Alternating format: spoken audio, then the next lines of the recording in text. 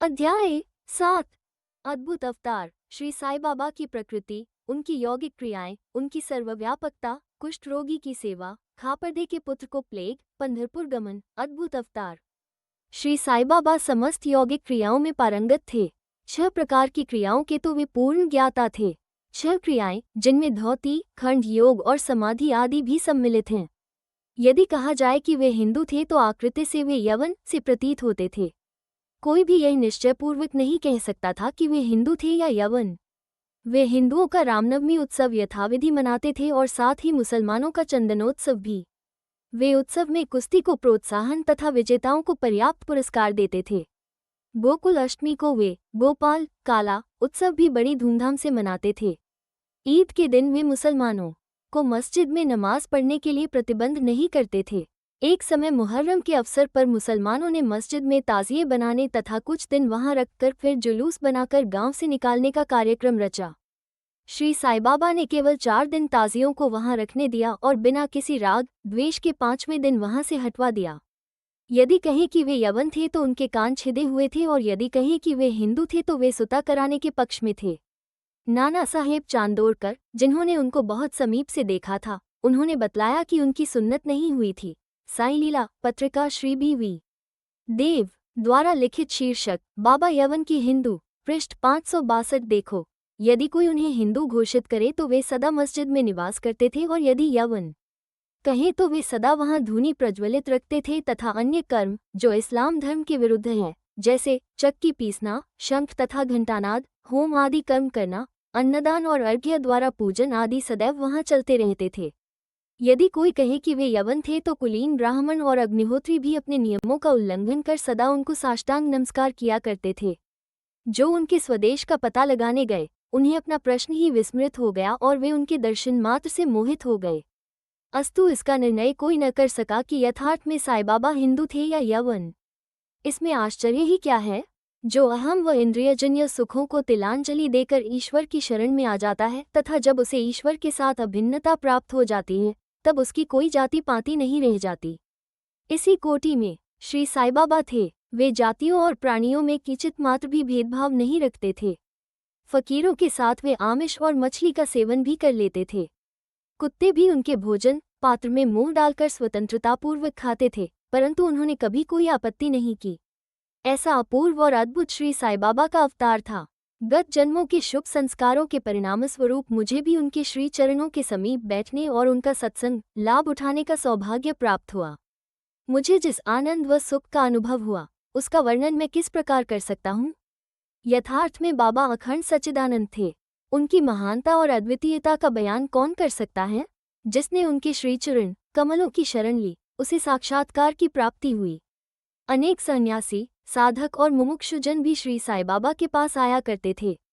बाबा भी सदैव उनके साथ चलते फिरते, उठते बैठते, उनसे वार्तालाप कर उनका चित्तरंजन किया। Footnote RB.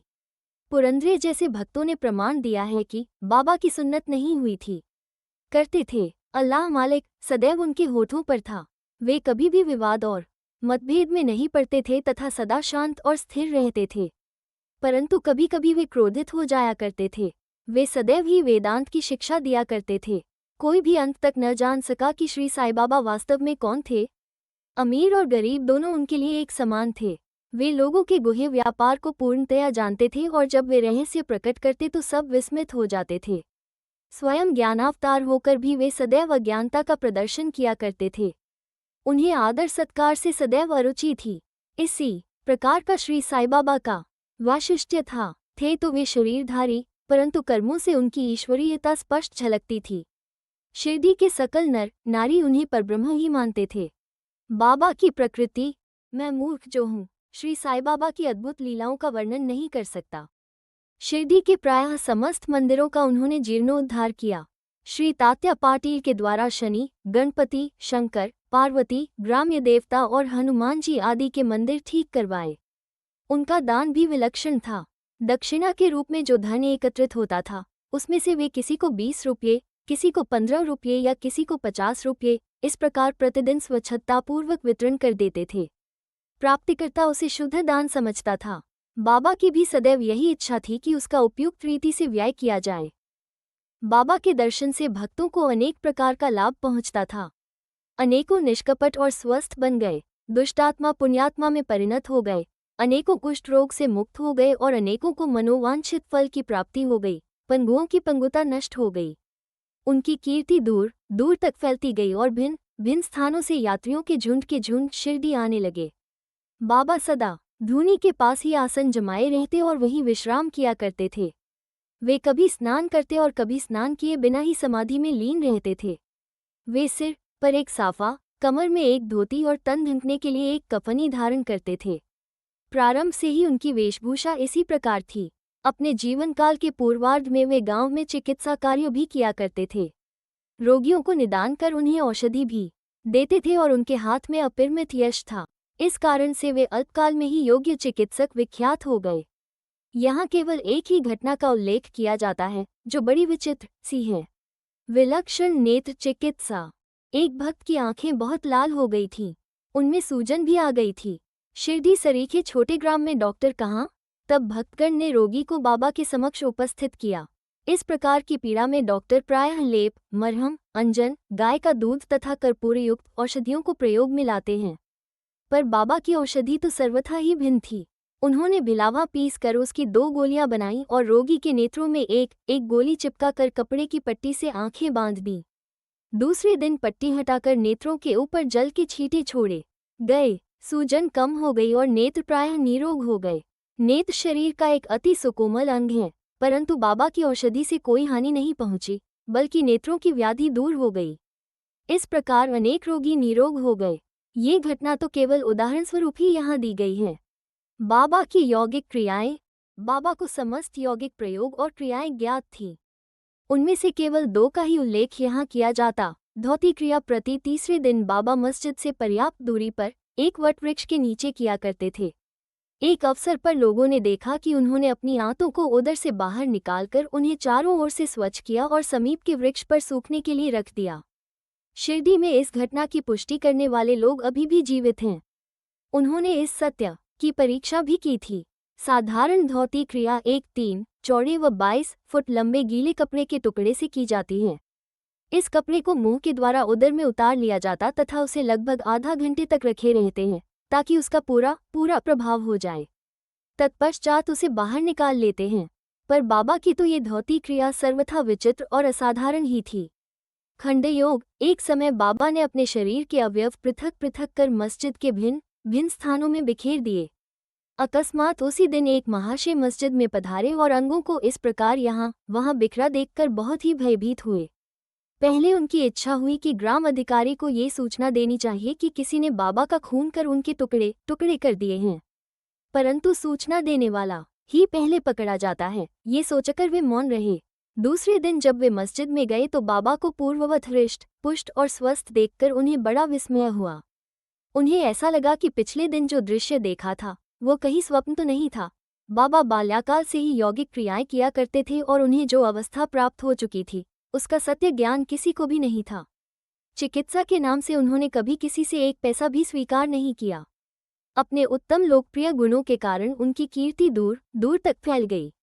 उन्होंने अनेक निर्धनों रोगियों को स्वास्थ्य प्रदान किया।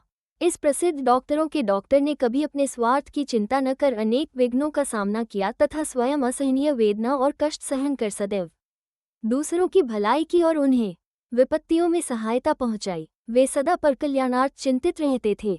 ऐसी ही एक घटना नीचे दी गई है जो उनकी सर्वव्यापकता तथा महान दयालुता की द्योतक है। बाबा की सर्वव्यापकता और दयालुता। सन 1910 में बाबा दीपावली के शुभ अवसर पर धूनी के समीप बैठे हुए अग्नि ताप रहे थे तथा साथ ही धूनी में लकड़ी डालते जा रहे थे। धूनी प्रचंडता से प्रज्वलित थी।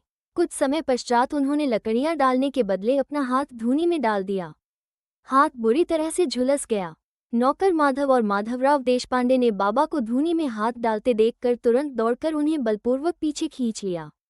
माधवराव ने बाबा से कहा, देवा, आपने ऐसा क्यों किया? बाबा सावधान होकर कहने लगे, यहाँ से कुछ दूरी पर एक लुहारिन जब भट्टी धोंक रही थी, उसी समय उसके पति ने उसे बुलाया। कमर पर बैठे हुए शिशु का ध्यान छोड़ वो शीघ्रता से वहां दौड़कर गई। अभाग्यवश शिशु फिसलकर भट्टी में गिर पड़ा। मैंने तुरंत भट्टी में हाथ डालकर शिशु के प्राण बचा लिए। मुझे अपना हाथ जल जाने का कोई दुख नहीं है, परंतु मुझे संतोष है कि एक मासूम शिशु के प्राण बच गए। कुष्ठ रोगी की सेवा। माधवराव देशपांडे के द्वारा बाबा का हाथ जल जाने का समाचार पाकर श्री नाना साहेब चांदोरकर बम्बई के सुप्रसिद्ध डॉक्टर श्री परमानंद के साथ दवाइयाँ, लेप, लिंट, मरहम तथा पट्टियां आदि साथ लेकर शीघ्रता से शिरडी आए। उन्होंने बाबा से डॉक्टर परमानंद को हाथ की जांच करने और जले हुए स्थान में दवा लगाने की अनुमति मांगी। ये प्रार्थना अस्वीकृत हो गई। हाथ जल जाने के पश्चात एक कुष्ठ रोग पीड़ित भक्त भागजी शिंदे उनके हाथ पर सदैव पट्टी बांधते थे।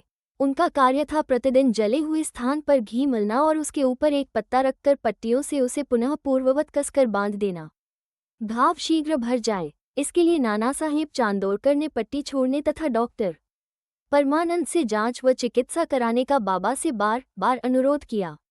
डॉक्टर परमानंद ने भी अनेक बार प्रार्थना की, परंतु बाबा ने ये कहते हुए टाल दिया कि केवल अल्लाह ही मेरा डॉक्टर है। उन्होंने हाथ का परीक्षण करवाना अस्वीकार कर दिया। डॉक्टर परमानंद की दवाइयां शिरडी के वायुमंडल में न खुल सकीं और न उनका उपयोग हो सका। फिर भी डॉक्टर साहब का परम भाग्य था जो उन्हें बाबा के दर्शन का लाभ हुआ। भागजी को दवा लगाने की अनुमति मिल गई। कुछ दिनों के उपरांत जब घाव भर गया तब सब भक्त सुखी हो गए, परंतु प्रतिदिन प्रातःकाल घृत से हाथ की मालिश और पुनः कसकर पट्टी बांधना श्री साईं बाबा की समाधि पर्यंत ये क्रम इसी प्रकार चलता रहा। श्री साईं बाबा सदृश पूर्ण सिद्ध को यथार्थ में इस चिकित्सा की भी कोई आवश्यकता नहीं थी, परंतु भक्तों के प्रेमवश उन्होंने भागजी की यह सेवा निर्विघ्न स्वीकार की। जब बाबा लेंडी को जाते तो भागजी छाता लेकर उनके साथ ही जाते थे। प्रतिदिन प्रातःकाल जब बाबा धूनी के पास आसन पर विराजते तब भागजी वहां पहले से ही उपस्थित रहकर अपना कार्य प्रारंभ कर देते थे। भागजी ने पिछले जन्म में अनेक पाप कर्म किए थे, इस कारण वे कुष्ठ रोग से पीड़ित थे।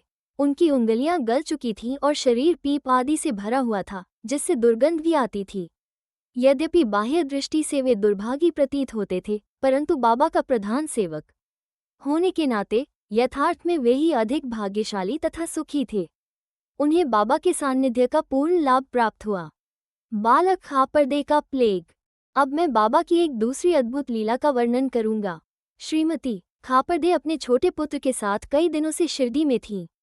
पुत्र तीव्र ज्वर से पीड़ित था, पश्चात उसे प्लेग की गिल्टी भी निकल आई। श्रीमती खापरदे भयभीत हो बहुत घबराने लगीं और अमरावती लौट जाने का विचार करने लगीं। संध्या समय जब बाबा वायु सेवन के लिए वाड़े के पास से जा रहे थे तब उन्होंने उनसे लौटने की अनुमति मांगी तथा कंपित स्वर में कहने लगी कि मेरा प्रिय पुत्र प्लेग से ग्रस्त हो गया है, अतः अब मैं घर लौटना चाहती हूँ। प्रेमपूर्वक उनका समाधान करते हुए बाबा ने कहा, आकाश में बहुत बादल छाए हुए हैं, उनके हटते ही आकाश पूर्ववत स्वच्छ हो जाएगा। ऐसा कहते हुए उन्होंने कमर तक अपनी कफनी ऊपर उठाई और वहां उपस्थित सभी लोगों को अंडों के बराबर 4 गिल्टियां दिखाकर कहा, देखो मुझे अपने भक्तों के लिए कितना कष्ट उठाना पड़ता है, उनके कष्ट मेरे हैं। यह विचित्र और असाधारण लीला देखकर लोगों को विश्वास हो गया कि संतों को अपने भक्तों के लिए किस प्रकार कष्ट सहन करने पड़ते हैं। संतों का हृदय मोम से भी नर्म तथा मक्खन जैसा कोमल होता है। वे अकारण ही भक्तों से प्रेम करते और उन्हें अपना निजी संबंधी समझते हैं। पंढरपुर गमन और निवास बाबा अपने भक्तों से कितना प्रेम करते और किस प्रकार उनकी समस्त इच्छाओं तथा समाचारों को पहले से ही जान लेते थे, इसका वर्णन कर मैं यह अध्याय समाप्त करूंगा। नाना साहेब चांदोरकर बाबा के परम भक्त थे। वे खानदेश में नंदुरबार के मामलतदार थे।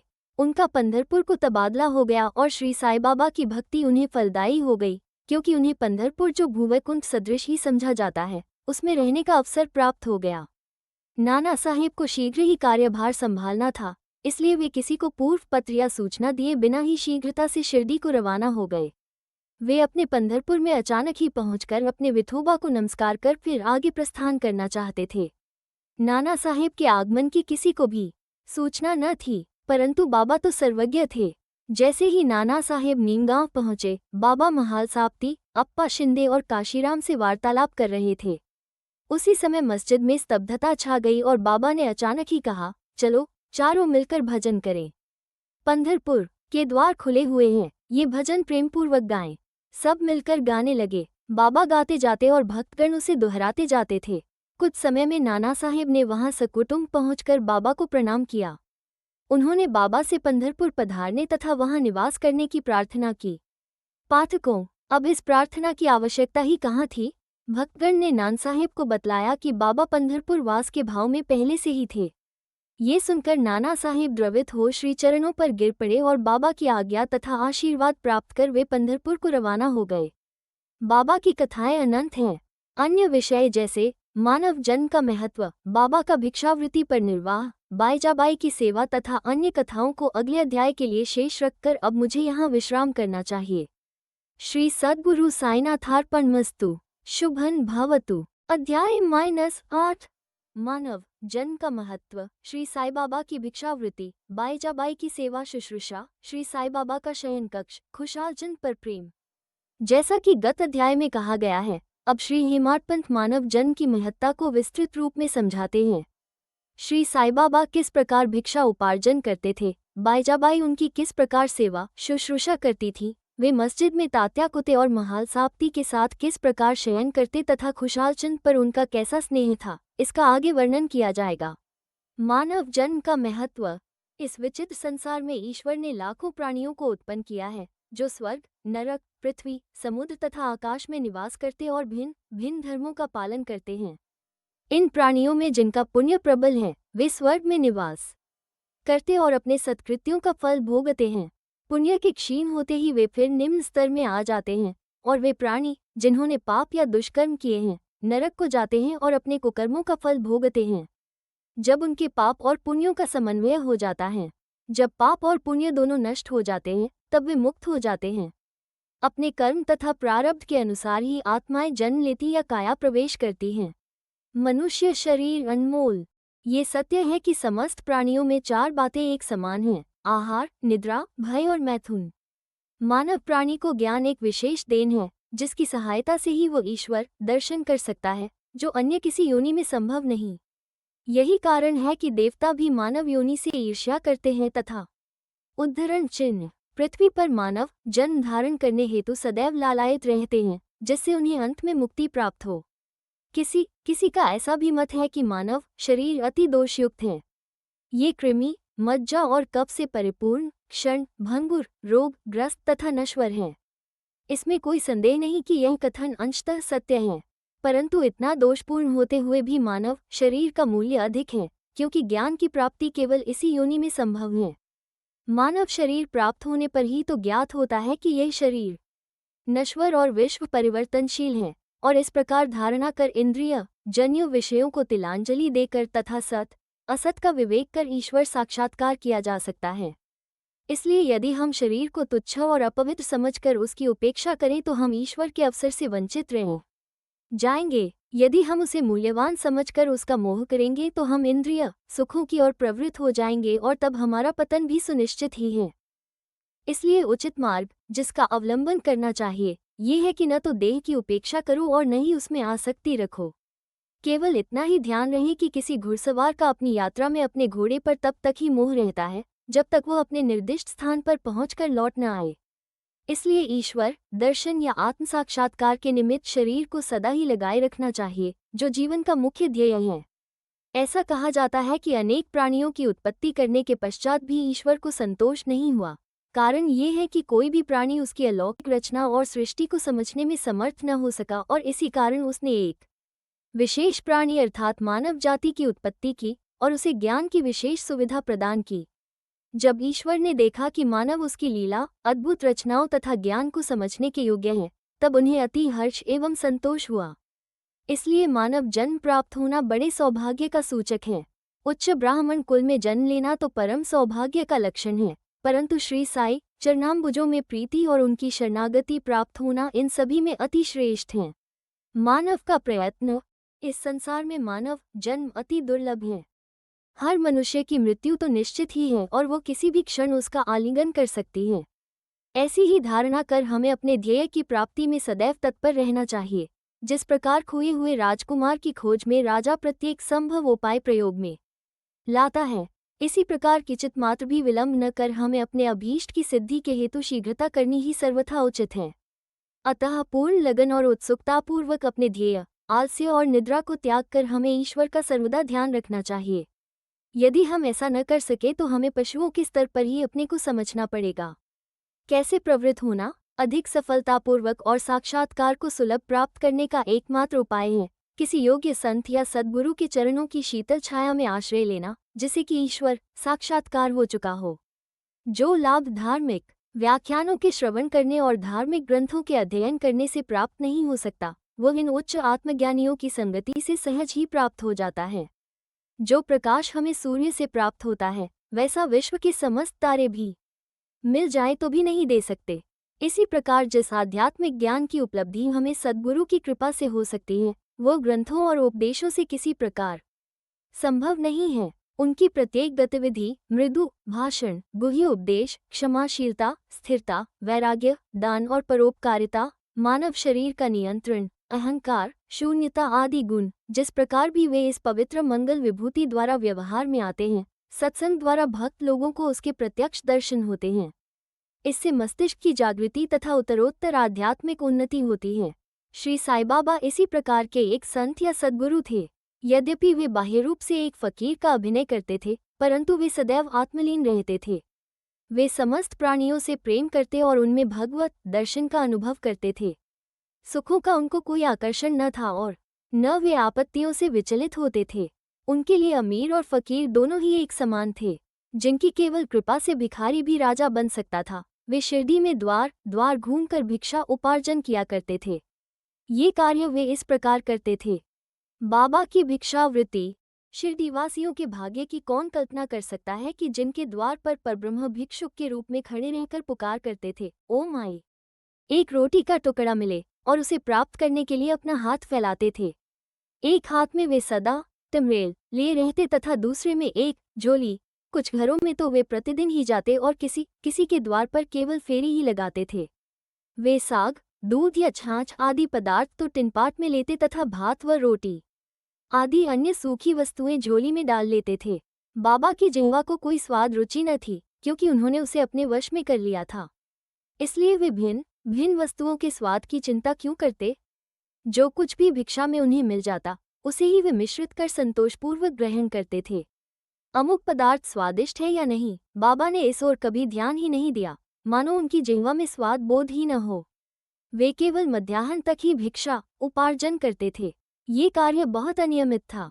किसी दिन तो वे छोटी सी फेरी ही लगाते तथा किसी दिन 12 बजे तक वे एकत्रित भोजन एक कुंडी में डाल देते, जहाँ कुत्ते, बिल्लियाँ, कौवे आदि स्वतंत्रतापूर्वक भोजन करते थे। बाबा ने उन्हें कभी नहीं भगाया। एक स्त्री भी, जो मस्जिद में झाड़ू लगाया करती थी, रोटी के 10-12 टुकड़े उठाकर अपने घर ले जाती थी, परंतु किसी ने कभी उसे नहीं रोका। जिन्होंने स्वप्न में भी बिल्लियों और कुत्तों को कभी दुत्कार कर नहीं भगाया, वे भला निस्सहाय गरीबों को रोटी के कुछ टुकड़ों को उठाने से क्यों कर रोकते? ऐसे महान पुरुष का जीवन धन्य है।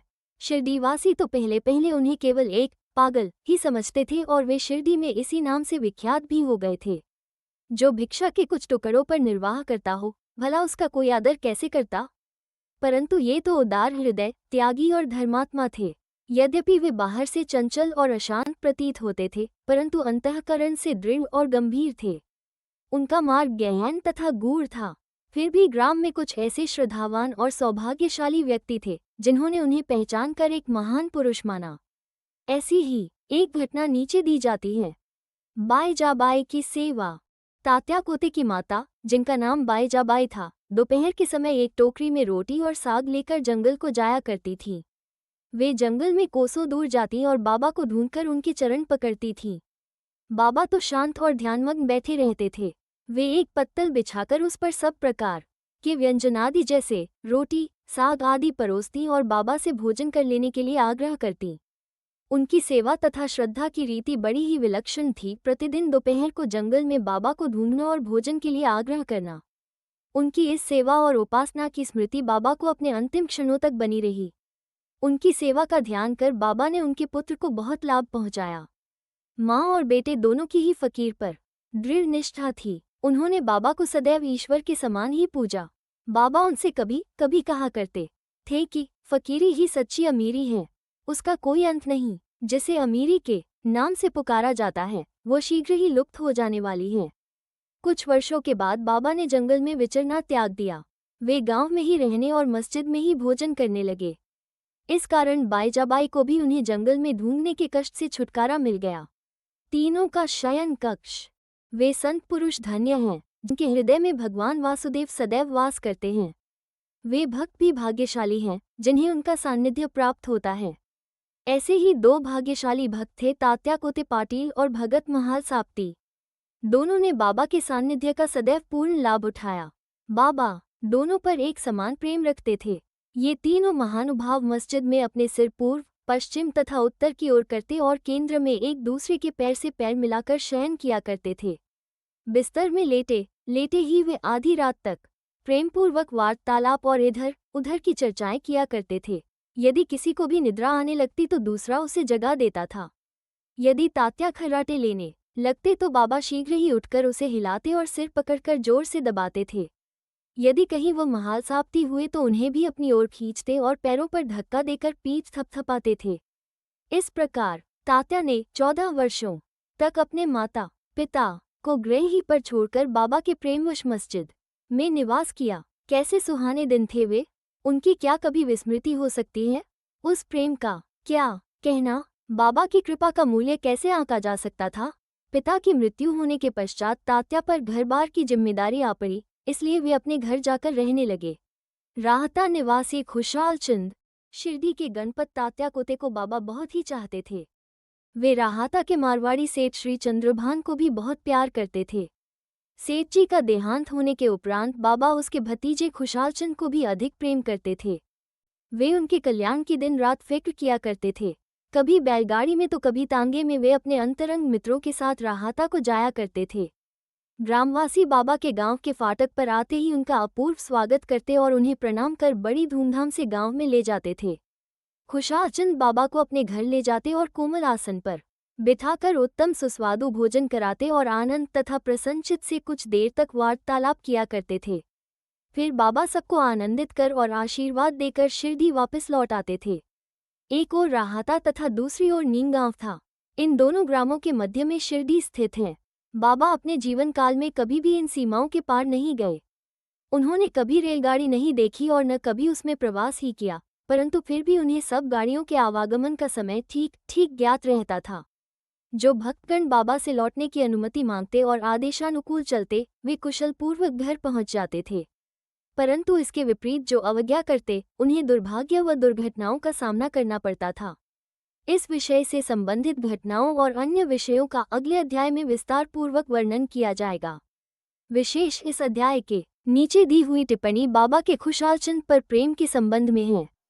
किसी प्रकार उन्होंने काका साहिब दीक्षित को राहता जाकर खुशहालचंद को लाने को कहा और उसी दोपहर को खुशहालचंद से स्वप्न में शिरडी आने को कहा। इसका उल्लेख यहाँ नहीं किया गया है, क्योंकि इसका वर्णन इस सच्चरित्र के 30वें अध्याय में किया जाएगा। श्री सद्गुरु साईनाथार्पणमस्तु। शुभं भवतु। अध्याय 9। विदा होते समय बाबा की आज्ञा का पालन और अवज्ञा करने के परिणामों के कुछ उदाहरण, भिक्षावृत्ति और उसकी आवश्यकता, भक्तों के अनुभव। गत अध्याय के अंत में केवल इतना ही संकेत किया गया था कि लौटते समय जिन्होंने बाबा के आदेशों का पालन किया, वे सकुशल घर लौटे और जिन्होंने अवज्ञा की, उन्हें दुर्घटनाओं का सामना करना पड़ा। इस अध्याय में ये कथन अन्य कई पुष्टिकारक घटनाओं और अन्य विषयों के साथ विस्तारपूर्वक समझाया जाएगा। शिरडी यात्रा की विशेषता। शिरडी यात्रा की एक विशेषता ये थी कि बाबा की आज्ञा के बिना कोई भी शिरडी से प्रस्थान नहीं कर सकता था, और यदि किसी ने किया भी तो मानो उसने अनेक कष्टों को निमंत्रण दे दिया। परंतु यदि किसी को शिरडी छोड़ने की आज्ञा हुई तो फिर वहां उसका ठहरना नहीं हो सकता था। जब भक्तगण लौटने के समय बाबा को प्रणाम करने जाते तो बाबा उन्हें कुछ आदेश दिया करते थे, जिनका पालन अति आवश्यक था। यदि इन आदेशों की अवज्ञा कर कोई लौट गया तो निश्चय ही उसे किसी न किसी दुर्घटना का सामना करना पड़ता था। ऐसे कुछ उदाहरण यहाँ दिए जाते हैं। तात्या कोते पाटिल। एक समय तात्या कोते पाटिल तांगे में बैठकर कोपरगांव के बाजार जा रहे थे। वे शीघ्रता से मस्जिद में आए, बाबा को नमन किया और कहा कि मैं कोपरगांव के बाजार को जा रहा हूँ। बाबा ने कहा, शीघ्रता न करो, थोड़ा ठहरो, बाजार जाने का विचार छोड़ दो और गांव के बाहर न जाओ। उनकी उतावलेपन को देखकर बाबा ने कहा, अच्छा, कम से कम श्यामा को तो साथ लेते जाओ। बाबा की आज्ञा की अवहेलना करके उन्होंने तुरंत तांगा आगे बढ़ाया। तांगे के 2 घोड़े में से एक घोड़ा, जिसका मूल्य लगभग 300 रुपया था, अति चंचल और द्रुतगामी था। रास्ते में सावली विहीर ग्राम पार करने के पश्चात ही वो अधिक वेग से दौड़ने लगा। अकस्मात ही उसकी कमर में मोच आ गई। वो वहीं गिर पड़ा। यद्यपि तात्या को अधिक चोट तो न आई, परंतु उन्हें अपनी साई माँ के आदेशों की स्मृति अवश्य हो आई। एक अन्य अवसर पर कोल्हार ग्राम को जाते हुए भी उन्होंने बाबा के आदेशों की अवज्ञा की थी और ऊपर वर्णित घटना के समान ही दुर्घटना का उन्हें सामना करना पड़ा था। एक यूरोपियन महाशय। एक समय बंबई के एक यूरोपियन महाशय नाना साहेब चांदोरकर से परिचय पत्र प्राप्त कर किसी विशेष कार्य से शिरडी आए। उन्हें एक आलीशान तंबू में ठहराया गया। वे तो बाबा के समक्ष नत होकर करकमलों का चुंबन करना चाहते थे। इसी कारण उन्होंने 3 बार मस्जिद की सीढ़ियों पर चढ़ने का प्रयत्न किया, परंतु बाबा ने उन्हें अपने समीप आने से रोक दिया। उन्हें आंगन में ही ठहरने और वहीं से दर्शन करने की आज्ञा मिली। इस विचित्र स्वागत से अप्रसन्न होकर उन्होंने शीघ्र ही शिरडी से प्रस्थान करने का विचार किया और विदा लेने के हेतु वे वहां आए। बाबा ने उन्हें दूसरे दिन जाने और शीघ्रता न करने की राय दी। अन्य भक्तों ने भी उनसे बाबा के आदेश का पालन करने की प्रार्थना की, परंतु वे सबकी उपेक्षा कर तांगे में बैठकर रवाना हो गए। कुछ दूर तक तो घोड़े ठीक ठीक चलते रहे, परंतु सावली विहीर नामक गांव पार करने पर एक बाइसिकल सामने से आई, जिसे देखकर घोड़े भयभीत हो गए और द्रुत गति से दौड़ने लगे। फलस्वरूप तांगा उलट गया और महाशय जी नीचे लुढ़क गए और कुछ दूर तक तांगे के साथ साथ घिसटते चले गए। लोगों ने तुरंत ही दौड़कर उन्हें बचा लिया, परंतु चोट अधिक आने के कारण उन्हें कोपरगांव के अस्पताल में शरण लेनी पड़ी। इस घटना से भक्तों ने शिक्षा ग्रहण की कि जो बाबा के आदेशों की अवहेलना करते हैं, उन्हें किसी न किसी प्रकार की दुर्घटना का शिकार होना ही पड़ता है, और जो आज्ञा का पालन करते हैं वे सकुशल और सुखपूर्वक घर पहुंच जाते हैं। भिक्षावृत्ति की आवश्यकता। अब हम भिक्षावृत्ति के प्रश्न पर विचार करेंगे। संभव है कुछ लोगों के मन में संदेह उत्पन्न हो कि जब बाबा इतने श्रेष्ठ पुरुष थे तो फिर उन्होंने आजीवन भिक्षावृत्ति पर ही क्यों निर्वाह किया। इस प्रश्न को 2 दृष्टिकोण समक्ष रखकर हल किया जा सकता है। पहला दृष्टिकोण, भिक्षावृत्ति पर निर्वाह करने का कौन अधिकारी है। शास्त्रानुसार वे व्यक्ति जिन्होंने 3 मुख्य आसक्तियों कामिनी, कांचन और कीर्ति का त्याग कर आसक्ति मुक्त हो संन्यास ग्रहण कर लिया हो। योजक चिन्ह, वे ही भिक्षावृत्ति के उपयुक्त अधिकारी हैं, क्योंकि वे अपने गृह में भोजन तैयार कराने का प्रबंध नहीं कर सकते, अतः उन्हें भोजन कराने का भार गृहस्थों पर ही है।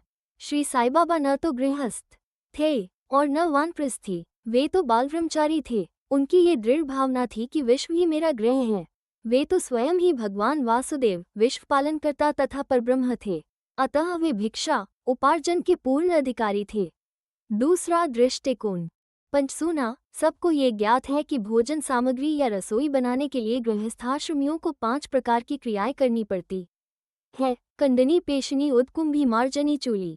इन क्रियाओं के परिणामस्वरूप अनेक कीटाणुओं और जीवों का नाश होता है और इस प्रकार गृहस्थाश्रमियों को पाप लगता है। इन पापों के प्रायश्चित स्वरूप शास्त्रों ने 5 प्रकार के योग करने की आज्ञा दी है, अर्थात ब्रह्मयज्ञ अर्थात वेदाध्ययन, ब्रह्म को अर्पण करना या वेद का अध्ययन करना, पितृयज्ञ, पूर्वजों को दान, देवयज्ञ, देवताओं को बलि, भूतयज्ञ, प्राणियों को दान, मनुष्य यज्ञ, मनुष्यों को दान। यदि ये कर्म विधिपूर्वक शास्त्रानुसार किए जाएं तो चित्त शुद्ध होकर ज्ञान और आत्मानुभूति की प्राप्ति सुलभ हो जाती है। बाबा द्वार द्वार पर जाकर गृहस्थाश्रमियों को इस पवित्र कर्तव्य की स्मृति दिलाते रहते थे और वे लोग अत्यंत भाग्यशाली थे जिन्हें घर बैठे ही बाबा से शिक्षा ग्रहण करने का अवसर मिल जाता था। भक्तों के अनुभव ने अब हम अन्य मनोरंजक विषयों का वर्णन करते हैं। भगवान कृष्ण गीता में कहा है, जो मुझे भक्तिपूर्वक केवल एक पत्र, फूल, फल या जल भी अर्पण करता है तो मैं उस शुद्ध अंतःकरण वाले भक्त के द्वारा अर्पित की गई वस्तु को सहर्ष स्वीकार कर लेता हूँ। यदि भक्त सचमुच में श्री साईं बाबा को कुछ भेंट देना चाहता था और बाद में यदि उसे अर्पण करने की विस्मृति भी हो गई तो बाबा उसे या उसके मित्र द्वारा उस भेंट की स्मृति कराते और भेंट देने के लिए कहते तथा भेंट प्राप्त कर उसे आशीष देते थे। नीचे ऐसी ही घटनाओं का वर्णन किया जाता है। तरखा कुटुंब। कुछ तो श्री रामचंद्र आत्माराम उपनाम बाबा साहेब तरखा पहले प्रार्थना समाजी थे, तथापि वे बाबा के परम भक्त थे। उनकी स्त्री और पुत्र बाबा के एकनिष्ठ भक्त थे। एक बार उन्होंने ऐसा निश्चय किया कि पुत्र व एक पत्रम पुष्पन फल तोयम यो में भक्त्या प्रयच्छति तदहम भक्त्युपहृतम शनामि प्रयतात्मनः। गीता 9:26। उसकी माँ ग्रीष्मकालीन छुट्टियां शिरडी में ही व्यतीत करे, परंतु पुत्र बांद्रा छोड़ने को सहमत न हुआ। उसे भय था कि बाबा का पूजन घर में विधिपूर्वक न हो सकेगा, क्योंकि पिताजी प्रार्थना समाजी है और संभव है कि वे श्री साईं बाबा के पूजनादि का उचित ध्यान न रख सके। परंतु पिता के आश्वासन देने पर कि पूजन यथाविधि ही होता रहेगा, माँ और पुत्र ने एक शुक्रवार की रात्रि में शिरडी को प्रस्थान कर दिया। दूसरे दिन शनिवार को श्रीमां तरखा ब्रह्म मुहूर्त में उठे और स्नानादि कर पूजन प्रारंभ करने के पूर्व बाबा के समक्ष साष्टांग दंडवत करके बोले, हे बाबा, मैं ठीक वैसा ही आपका पूजन करता रहूंगा जैसे कि मेरा पुत्र करता रहा है, परंतु कृपा कर इसे शारीरिक परिश्रम तक ही सीमित न रखना। ऐसा कहकर उन्होंने पूजन आरंभ किया और मिश्री का नैवेद्य अर्पित किया, जो दोपहर के भोजन के समय प्रसाद के रूप में वितरित कर दिया गया। उस दिन की संध्या तथा अगला दिन इतवार भी निर्विघ्न व्यतीत हो गया। सोमवार को उन्हें ऑफिस जाना था, परंतु वो दिन भी निर्विघ्न निकल गया। श्री तरखर ने इस प्रकार अपने जीवन में कभी पूजा न की थी। उनके हृदय में अति संतोष हुआ कि पुत्र को दिए गए वचनानुसार पूजा यथाक्रम संतोषपूर्वक चल रही है। अगले दिन मंगलवार को सदैव की भांति उन्होंने पूजा की और ऑफिस को चले गए। दोपहर को घर लौटने पर जब वे भोजन को बैठे तो थाली में प्रसाद न देखकर उन्होंने अपने रसोइये से इस संबंध में प्रश्न किया। उसने बतलाया कि आज विस्मृतिवश वह नैवेद्य अर्पण करना भूल गए हैं। ये सुनकर वे तुरंत अपने आसन से उठे और बाबा को दंडवत कर क्षमा याचना करने लगे तथा बाबा से उचित पथ प्रदर्शन न करने तथा पूजन को केवल शारीरिक परिश्रम तक ही सीमित रखने के लिए उलाहना देने लगे। उन्होंने संपूर्ण घटना का विवरण अपने पुत्र को पत्र द्वारा सूचित किया और उससे प्रार्थना की कि वो पत्र बाबा के श्री चरणों पर रखकर उनसे कहना कि वे इस अपराध के लिए क्षमा प्रार्थी हैं। ये घटना बांद्रा में लगभग दोपहर को हुई थी और उसी समय शिरडी में जब दोपहर की आरती प्रारंभ होने ही वाली थी कि बाबा ने श्रीमती तरखर से कहा, माँ, मैं कुछ भोजन पाने के विचार से तुम्हारे घर बांद्रा गया था। द्वार में ताला लगा देखकर भी मैंने किसी प्रकार गृह में प्रवेश किया, परंतु वहां देखा कि भाव मेरे लिए कुछ भी खाने को नहीं रख गए हैं, अतः मैं भूखा ही लौट आया हूँ। किसी को भी बाबा के वचनों का अभिप्राय समझ में नहीं आया, परंतु उनका पुत्र जो समीप ही खड़ा था सब कुछ समझ गया कि बांद्रा में पूजन में कुछ तो त्रुटि हो गई है, इसलिए वो बाबा से लौटने की अनुमति मांगने लगा। परंतु बाबा ने आज्ञा न दी और वहीं पूजन करने का आदेश दिया। उनके पुत्र ने शिरडी में जो कुछ हुआ उसे पत्र में लिखकर पिता को भेजा और भविष्य में पूजन में सावधानी बरतने की विनती की। दोनों पत्र डाक द्वारा दूसरे दिन दोनों पक्षों को मिले। क्या ये घटना आश्चर्यपूर्ण नहीं है? श्रीमती तरखर। एक समय श्रीमती तरखर ने 3 वस्तुएं अर्थात भरित काचरिया और पेड़ा बाबा के लिए भेजी। बाबा ने उन्हें किस प्रकार स्वीकार किया, इसे अब देखेंगे। बांद्रा के श्री रघुवीर भास्कर पुरंदरे बाबा के परम भक्त थे। एक समय वे शिरडी को जा रहे थे। श्रीमती तरखर ने श्रीमती पुरंदरे को 2 बैंगन दिए और उनसे प्रार्थना की कि शिरडी पहुंचने पर वे एक बैंगन का भरता और दूसरे का काचरिया बनाकर बाबा को भेंट कर दे। शिरडी पहुंचने पर श्रीमती पुरंदरे भुर्ता लेकर मस्जिद गईं। बाबा उसी समय भोजन को बैठे ही थे। बाबा को वो भुर्ता बड़ा स्वादिष्ट प्रतीत हुआ, इस कारण उन्होंने थोड़ा थोड़ा सभी को वितरित किया।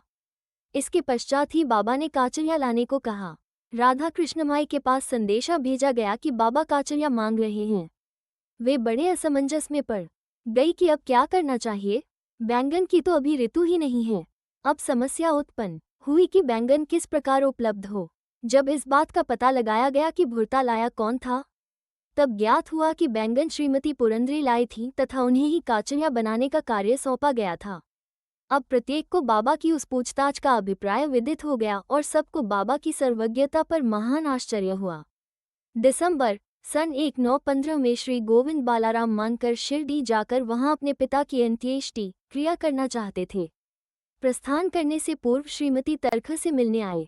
श्रीमती तरखर बाबा के लिए कुछ भेंट शिरडी भेजना चाहती थी। उन्होंने पूरा घर छान डाला, परंतु केवल एक पेड़े के अतिरिक्त कुछ न मिला और वह पेड़ा भी अर्पित नैवेद्य का था। बालक गोविंद ऐसी परिस्थिति देखकर रोने लगा, परंतु फिर भी अति प्रेम के कारण वही पेड़ा बाबा के लिए भेज दिया। उन्हें पूर्ण विश्वास था कि बाबा उसे अवश्य स्वीकार कर लेंगे। शिरडी पहुंचने पर गोविंद मांगकर बाबा के दर्शनार्थ गए, परंतु वहां पेड़ा ले जाना भूल गए। बाबा ये सब चुपचाप देखते रहे, परंतु जब वह पुनः संध्या समय बिना पेड़ा लिए हुए वहां पहुंचा तो फिर बाबा शांत न रह सके और उन्होंने पूछा कि तुम मेरे लिए क्या लाए हो? उत्तर मिला, कुछ नहीं। बाबा ने पुनः प्रश्न किया और उसने वही उपर्युक्त उत्तर फिर दोहरा दिया। अब बाबा ने स्पष्ट शब्दों में पूछा, क्या तुमने माँ ने चलते समय कुछ मिठाई नहीं दी थी? अब उसे स्मृति हो आई और वो बहुत ही लज्जित हुआ तथा बाबा से क्षमा याचना करने लगा। वो दौड़कर शीघ्र ही वापस गया और पेड़ा लाकर बाबा के सम्मुख रख दिया। बाबा ने तुरंत ही पेड़ा खा लिया। इस प्रकार श्रीमती तरख की भेंट बाबा ने स्वीकार की और भक्त मुझ पर विश्वास करता है इसलिए मैं स्वीकार कर लेता हूँ। ये भगवद्वचन सिद्ध हुआ। बाबा का संतोषपूर्वक भोजन। एक समय श्रीमती तरख शिरडी हुई थी। दोपहर का भोजन प्रायः तैयार हो चुका था और थालियां परोसी जा रही थीं कि उसी समय वहां एक भूखा कुत्ता आया और भौंकने लगा। श्रीमती तरख तुरंत उठी और उन्होंने रोटी का एक टुकड़ा कुत्ते को डाल दिया। कुत्ता बड़ी रुचि के साथ उसे खा गया। संध्या के समय जब वे मस्जिद में जाकर बैठी तो बाबा ने उनसे कहा, माँ, आज तुमने मुझे बड़े प्रेम से खिलाया, मेरी भूखी आत्मा को बड़ी सांत्वना मिली है। सदैव ऐसा ही करती रहो, तुम्हें कभी न कभी इसका उत्तम फल अवश्य प्राप्त होगा। इस मस्जिद में बैठकर मैं कभी असत्य नहीं बोलूंगा, सदैव मुझ पर ऐसा ही अनुग्रह करती रहो। पहले भूखों को भोजन कराओ, बाद में तुम भोजन किया करो। इसे अच्छी तरह ध्यान में रखो। बाबा के शब्दों का अर्थ उनकी समझ में न आया, इसलिए उन्होंने प्रश्न किया, भला मैं किस प्रकार भोजन करा सकती हूँ? मैं तो स्वयं दूसरों पर निर्भर हूँ और उन्हें दाम देकर भोजन प्राप्त करती हूँ। बाबा कहने लगे, उस रोटी को ग्रहण कर मेरा हृदय तृप्त हो गया है और अभी तक मुझे डकारें आ रही हैं। भोजन करने से पूर्व तुमने जो कुत्ता देखा था और जिसे तुमने रोटी का टुकड़ा दिया था, वो यथार्थ में मेरा ही स्वरूप था और इसी प्रकार अन्य प्राणी भी मेरे ही स्वरूप में ही उनके आकारों में डोल रहा हूँ। जो इन सब प्राणियों में मेरा दर्शन करता है वो मुझे अत्यंत प्रिय है। इसलिए द्वैत या भेदभाव भूलकर तुम मेरी सेवा किया करो। एक इस अमृततुल्य उपदेश को ग्रहण कर वे द्रवित हो गईं और उनकी आंखों से अश्रुधारा बहने लगी, गला रुंध गया और उनके हर्ष का परावार न रहा। शिक्षा। समस्त प्राणियों में ईश्वर दर्शन करो, यही इस अध्याय की शिक्षा। 1। यो मां पश्यति सर्वत्र सर्वं च मयि पश्यति, तस्याह न प्रणश्यामि स च मे न प्रणश्यति। गीता 6 श्लोक 30 है। उपनिषद, गीता और भागवत का यही उपदेश है कि ईशावास्यमिदं सर्वम, सब प्राणियों में ईश्वर का ही वास है, इसका प्रत्यक्ष अनुभव करो। अध्याय के अंत में बतलाई गई घटना तथा अन्य अनेक घटनाएं जिनका लिखना अभी शेष है, स्वयं बाबा ने प्रत्यक्ष उदाहरण प्रस्तुत कर दिखाया कि किस प्रकार उपनिषदों की शिक्षा आचरण में लाना चाहिए। इस प्रकार श्री साईं बाबा शास्त्र ग्रंथों की शिक्षा दिया करते थे। श्री सद्गुरु साईनाथार्पणमस्तु। शुभं भवतु। प्रारंभ। अध्याय 10। श्री साईं बाबा का रहन सहन, शयन पटिया, शिरडी में निवास, उनके उपदेश, उनकी विलयशीलता, नानावली, सुगम पथ। श्री साईं बाबा का सदा ही प्रेमपूर्वक स्मरण करो, क्योंकि वे सदैव दूसरों के कल्याणार्थ तत्पर तथा आत्मलीन रहते थे। उनका स्मरण करना ही जीवन और मृत्यु की पहेली हल करना है। साधनाओं में यह अति श्रेष्ठ तथा सरल साधना है, क्योंकि इसमें कोई द्रव्य व्यय नहीं होता। केवल मामूली परिश्रम से ही भविष्य नितांत फलदायक होता है। जब तक इंद्रियां बलिष्ठ हैं, क्षण क्षण इस साधना को आचरण में लाना चाहिए। केवल गुरु ही ईश्वर हैं। हमें उनके ही पवित्र चरण कमलों में श्रद्धा रखनी चाहिए। वे तो हर इंसान के भाग्य विधाता और प्रेम में प्रभु हैं। जो अनन्य भाव से उनकी सेवा करेंगे वे भवसागर से निश्चय ही मुक्ति को प्राप्त होंगे। न्याय अथवा मीमांसा या दर्शन शास्त्र पढ़ने की भी कोई आवश्यकता नहीं है। जिस प्रकार नदी या समुद्र पार करते समय नाविक पर विश्वास रखते हैं, उसी प्रकार का विश्वास हमें भवसागर से पार होने के लिए सद्गुरु पर करना चाहिए। सद्गुरु तो केवल भक्तों के भक्ति भाव की ओर ही देखकर उन्हें ज्ञान और परमानंद की प्राप्ति करा देते हैं। गत अध्याय में बाबा की भिक्षावृत्ति, भक्तों के अनुभव तथा अन्य विषयों का वर्णन किया गया है। अब पाठकगण सुने कि श्री साईं बाबा किस प्रकार रहते, शयन करते और शिक्षा प्रदान करते थे। बाबा का विचित्र बिस्तर। पहले हम ये देखेंगे कि बाबा किस प्रकार शयन करते थे। श्री नाना साहेब डैंगले एक 4 हाथ लंबा और 1 हथेली चौड़ा लकड़ी का तख्ता श्री साईं बाबा के शयन हेतु लाए। तख्ता कहीं नीचे रखकर उस पर सोते, ऐसा न कर बाबा ने पुरानी चिंदियों से मस्जिद की बल्ली से उसे झूले के समान बांधकर उस पर शयन करना प्रारंभ कर दिया। चिंदियों के बिल्कुल पतली और कमजोर होने के कारण लोगों को उसका झूला बनाना एक पहेली सा बन गया। चिंदियां तो केवल तख्ते का भी भार सहन नहीं कर सकती थीं। फिर वे बाबा के शरीर का भार किस प्रकार सहन कर सकेंगी? जिस प्रकार भी हो, ये तो राम ही जाने, परंतु ये तो बाबा की एक लीला थी जो फटी चिंदिया तख्ते तथा बाबा का भार संभाल रही थी। बाबा को तख्ते पर बैठे या शयन करते हुए देखना देवताओं को भी दुर्लभ दृश्य था। सब आश्चर्यचकित थे कि बाबा किस प्रकार तख्ते पर चढ़ते होंगे और किस प्रकार नीचे उतरते होंगे। कौतूहलवश लोग इस रहस्य उद्घाटन के हेतु दृष्टि लगाए रहते थे, परंतु ये समझने में कोई भी सफल न हो सका और इस रहस्य को जानने के लिए भीड़ उत्तरोत्तर बढ़ने लगी। इस कारण बाबा ने एक दिन तख्ता तोड़कर बाहर फेंक दिया। यद्यपि बाबा को अष्टसिद्धियां प्राप्त थी, परंतु उन्होंने कभी भी उनका प्रयोग नहीं किया और न कभी उनकी इच्छा ही हुई। वे तो स्वतः ही स्वाभाविक रूप से पूर्णता प्राप्त होने के कारण उनके पास आ गई थी। ब्रह्म का सगुण अवतार। बाह्य दृष्टि से श्री साईं बाबा 3.5 हाथ लंबे एक सामान्य पुरुष थे, फिर भी प्रत्येक के हृदय में वे विराजमान थे। अंदर से वे आसक्ति रहित और स्थिर थे, परंतु बाहर से जन कल्याण के लिए सदैव चिंतित रहते थे। अंदर वे संपूर्ण रूप से निस्वार्थी थे। भक्तों के निमित्त उनके हृदय में परम शांति विराजमान थी, परंतु बाहर से संसार में उलझे हुए दिखलाई पड़ते थे। वे कभी प्रेम दृष्टि से देखते तो कभी पत्थर मारते, कभी गालियां देते और कभी हृदय से लगाते थे। वे गंभीर, शांत और सहनशील थे। वे सदा दृढ़ और आत्मलीन रहते थे और अपने भक्तों का सदैव उचित ध्यान रखते थे। वे सदा एक आसन पर ही विराजमान थे। वे कभी यात्रा को नहीं निकले। उनका दंड एक छोटी सी लकड़ी थी, जिसे वे सदैव पास संभाल कर रखते थे। विचार शून्य होने के कारण वे शांत थे। उन्होंने कांचन और कीर्ति की कभी चिंता नहीं की तथा सदा ही भिक्षावृत्ति द्वारा निर्वाह करते रहे। उनका जीवन ही इस प्रकार का था। अल्लाह मालिक सदैव उनके होठों पर रहता था। उनका भक्तों पर विशेष और अटूट प्रेम था। वे आत्मा, ज्ञान की खान और परम दिव्य स्वरूप थे। श्री साईं बाबा का दिव्य स्वरूप इस तरह का था। एक अपरिमित, अनंत, सत्य और अपरिवर्तनशील सिद्धांत, जिसके अंतर्गत यह सारा विश्व है, श्री साईं बाबा में आविर्भूत हुआ था। यह अमूल्य निधि केवल सत्वगुण संपन्न और भाग्यशाली भक्तों को ही प्राप्त हुई। जिन्होंने श्री साईं बाबा को केवल मनुष्य या सामान्य पुरुष समझा या समझते हैं, वे यथार्थ में अभागे थे या हैं। श्री साईं बाबा के माता पिता तथा उनकी जन्मतिथि का ठीक पता किसी को भी नहीं है, तो भी उनके शिरडी में निवास के द्वारा इसका अनुमान लगाया जा सकता है। जब पहल बाबा शिरडी में आए थे तो उस समय उनकी आयु केवल 16 वर्ष की थी। वे शिरडी में 3 वर्ष तक रहने के बाद फिर कुछ समय के लिए अंतर्धान हो गए। कुछ काल के उपरांत वे औरंगाबाद के समीप में प्रकट हुए और चांद पाटिल की बारात के साथ पुनः शिरडी पधारे। उस समय उनकी आयु 20 वर्ष की थी। उन्होंने लगातार 60 वर्षों तक शिरडी में निवास किया और सन 1998 में महासमाधि ग्रहण की। इन तथ्यों के आधार पर हम कह सकते हैं कि उनकी जन्म तिथि सन 1838 के लगभग थी। बाबा का ध्येय और उपदेश।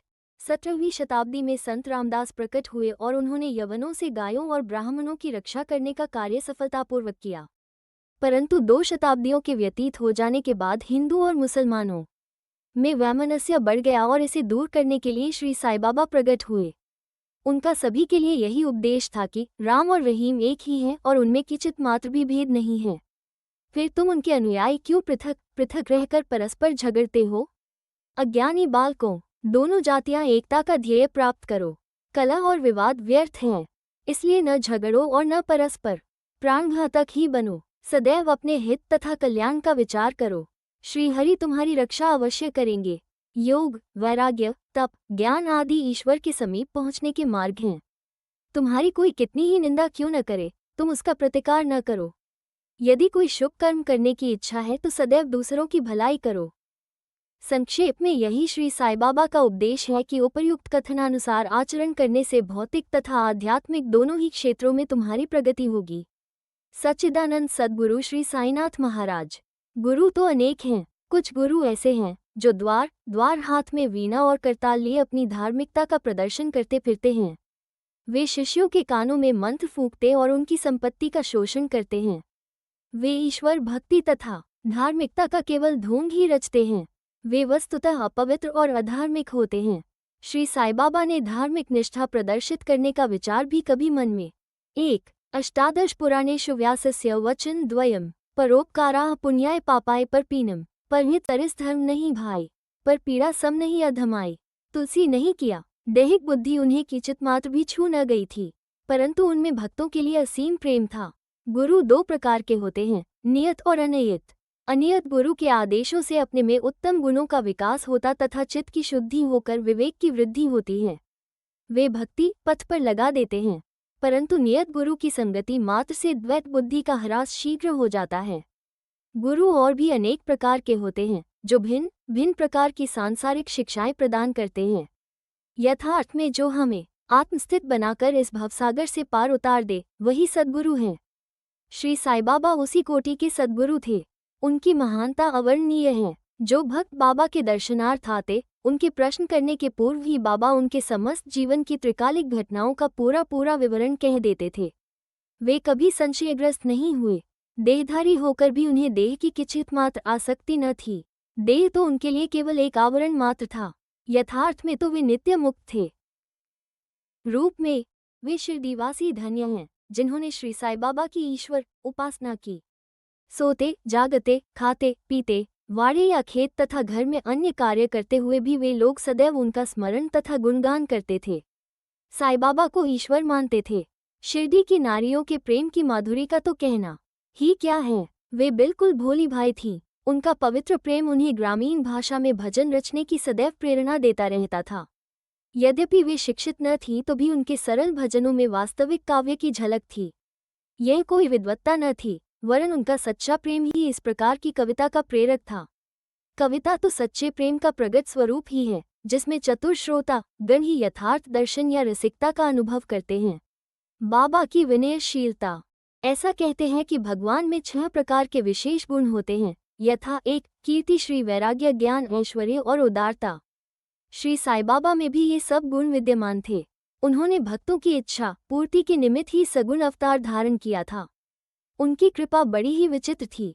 भक्तों के हेतु वे अपने श्रीमुख से ऐसे वचन कहते, उनमें से यहाँ पर एक रोचक नमूना दिया जाता है। बाबा अति विनम्रता से इस प्रकार बोलते, दासानुदास, मैं तुम्हारा ऋणी हूँ। कैसी विनम्रता है! यद्यपि बाह्य दृष्टि से बाबा विषय पदार्थों का उपभोग करते हुए प्रतीत होते थे, परंतु उन्हें किंचित मात्र भी उनकी गंध न थी और न ही उनके उपभोग का ज्ञान था। वे खाते अवश्य थे, परंतु उनकी जिह्वा को कोई स्वाद न था। वे नेत्रों से देखते थे, परंतु उस दृश्य में उनकी कोई रुचि न थी। काम के संबंध में वे हनुमान सदृश अखंड ब्रह्मचारी थे। उन्हें किसी पदार्थ में आसक्ति न थी। वे शुद्ध चैतन्य स्वरूप थे, जहाँ समस्त इच्छाएं, अहंकार और अन्य चेष्टाएं विश्राम पाती थीं। संक्षेप में वे निस्वार्थ, मुक्त और पूर्ण ब्रह्म थे। इस कथन को समझने के हेतु एक रोचक कथा का उदाहरण यहाँ दिया जाता है। नानावली। शिरडी में नानावली नाम का एक विचित्र और अनोखा व्यक्ति था।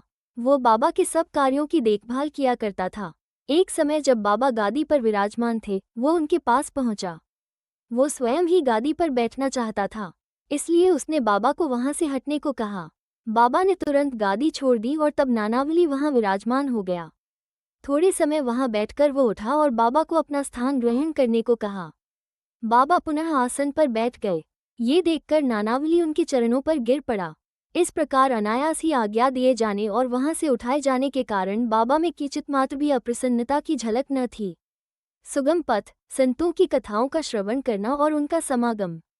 यद्यपि बाह्य दृष्टि से श्री साईं बाबा का आचरण सामान्य पुरुषों के सदृश ही था, परंतु उनके कार्यों से उनकी असाधारण बुद्धिमत्ता और चतुराई स्पष्ट ही प्रतीत होती थी। उनके समस्त कर्म भक्तों की भलाई के निमित्त ही होते थे। उन्होंने कभी न भी अपने भक्तों को किसी आसन या प्राणायाम के नियमों अथवा किसी उपासना का आदेश कभी नहीं दिया और न उनके कानों में कोई मंत्र ही फूंका। उनका तो सभी के लिए यही कहना था कि चातुर्य त्याग कर सदैव साई साई स्मरण करो। इस प्रकार आचरण करने से समस्त बंधन छूट जाएंगे और तुम्हें मुक्ति प्राप्त हो जाएगी। मन का कार्य विचार करना है। बिना विचार किए वो एक क्षण भी नहीं रह सकता। यदि तुम उसे किसी विषय में लगा दोगे तो वो उसी का चिंतन करने लगेगा और यदि उसे गुरु को अर्पण कर दोगे तो वह गुरु के संबंध में ही चिंतन करता रहेगा। आप लोग बहुत ध्यानपूर्वक साई की महानता और श्रेष्ठता श्रवण कर चुके हैं। ये कथाएं सांसारिक भय को निर्मूल कर आध्यात्मिक पथ पर आरूढ़ करती हैं। इसलिए इन कथाओं का हमेशा श्रवण और मनन करो तथा आचरण में भी लाओ। सांसारिक कार्यों में लगे रहने पर भी अपना चित्त साई और उनकी कथाओं में लगाए रहो। तब तो यह निश्चित है कि वे कृपा अवश्य करेंगे। यह मार्ग अति सरल होने पर भी क्या कारण है कि सब कोई इसका अवलंबन नहीं करते?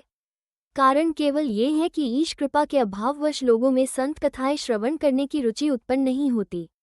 ईश्वर की कृपा से ही प्रत्येक कार्य सुचारू एवं सुंदर ढंग से चलता है। संतों की कथा का श्रवण ही संत समागम सदृश है। संत सान्निध्य का महत्व अति महान है। उससे दैहिक बुद्धि, अहंकार और जन्म मृत्यु के चक्र से मुक्ति हो जाती है। हृदय की समस्त ग्रंथियां खुल जाती हैं और ईश्वर से मिलन हो जाता है, जो चैतन्य घन स्वरूप है। विषयों से निश्चय ही विरक्ति बढ़ती है तथा दुखों और सुखों में स्थिर रहने की शक्ति प्राप्त हो जाती है और आध्यात्मिक उन्नति सुलभ हो जाती है। यदि तुम कोई साधन जैसे नामस्मरण, पूजन या भक्ति इत्यादि नहीं करते, परंतु अनन्य भाव से केवल संतों के ही शरणागत हो जाओ तो वे तुम्हें आसानी से भवसागर के पार उतार देंगे। इसी कार्य के निमित्त ही संत विश्व में प्रकट होते हैं।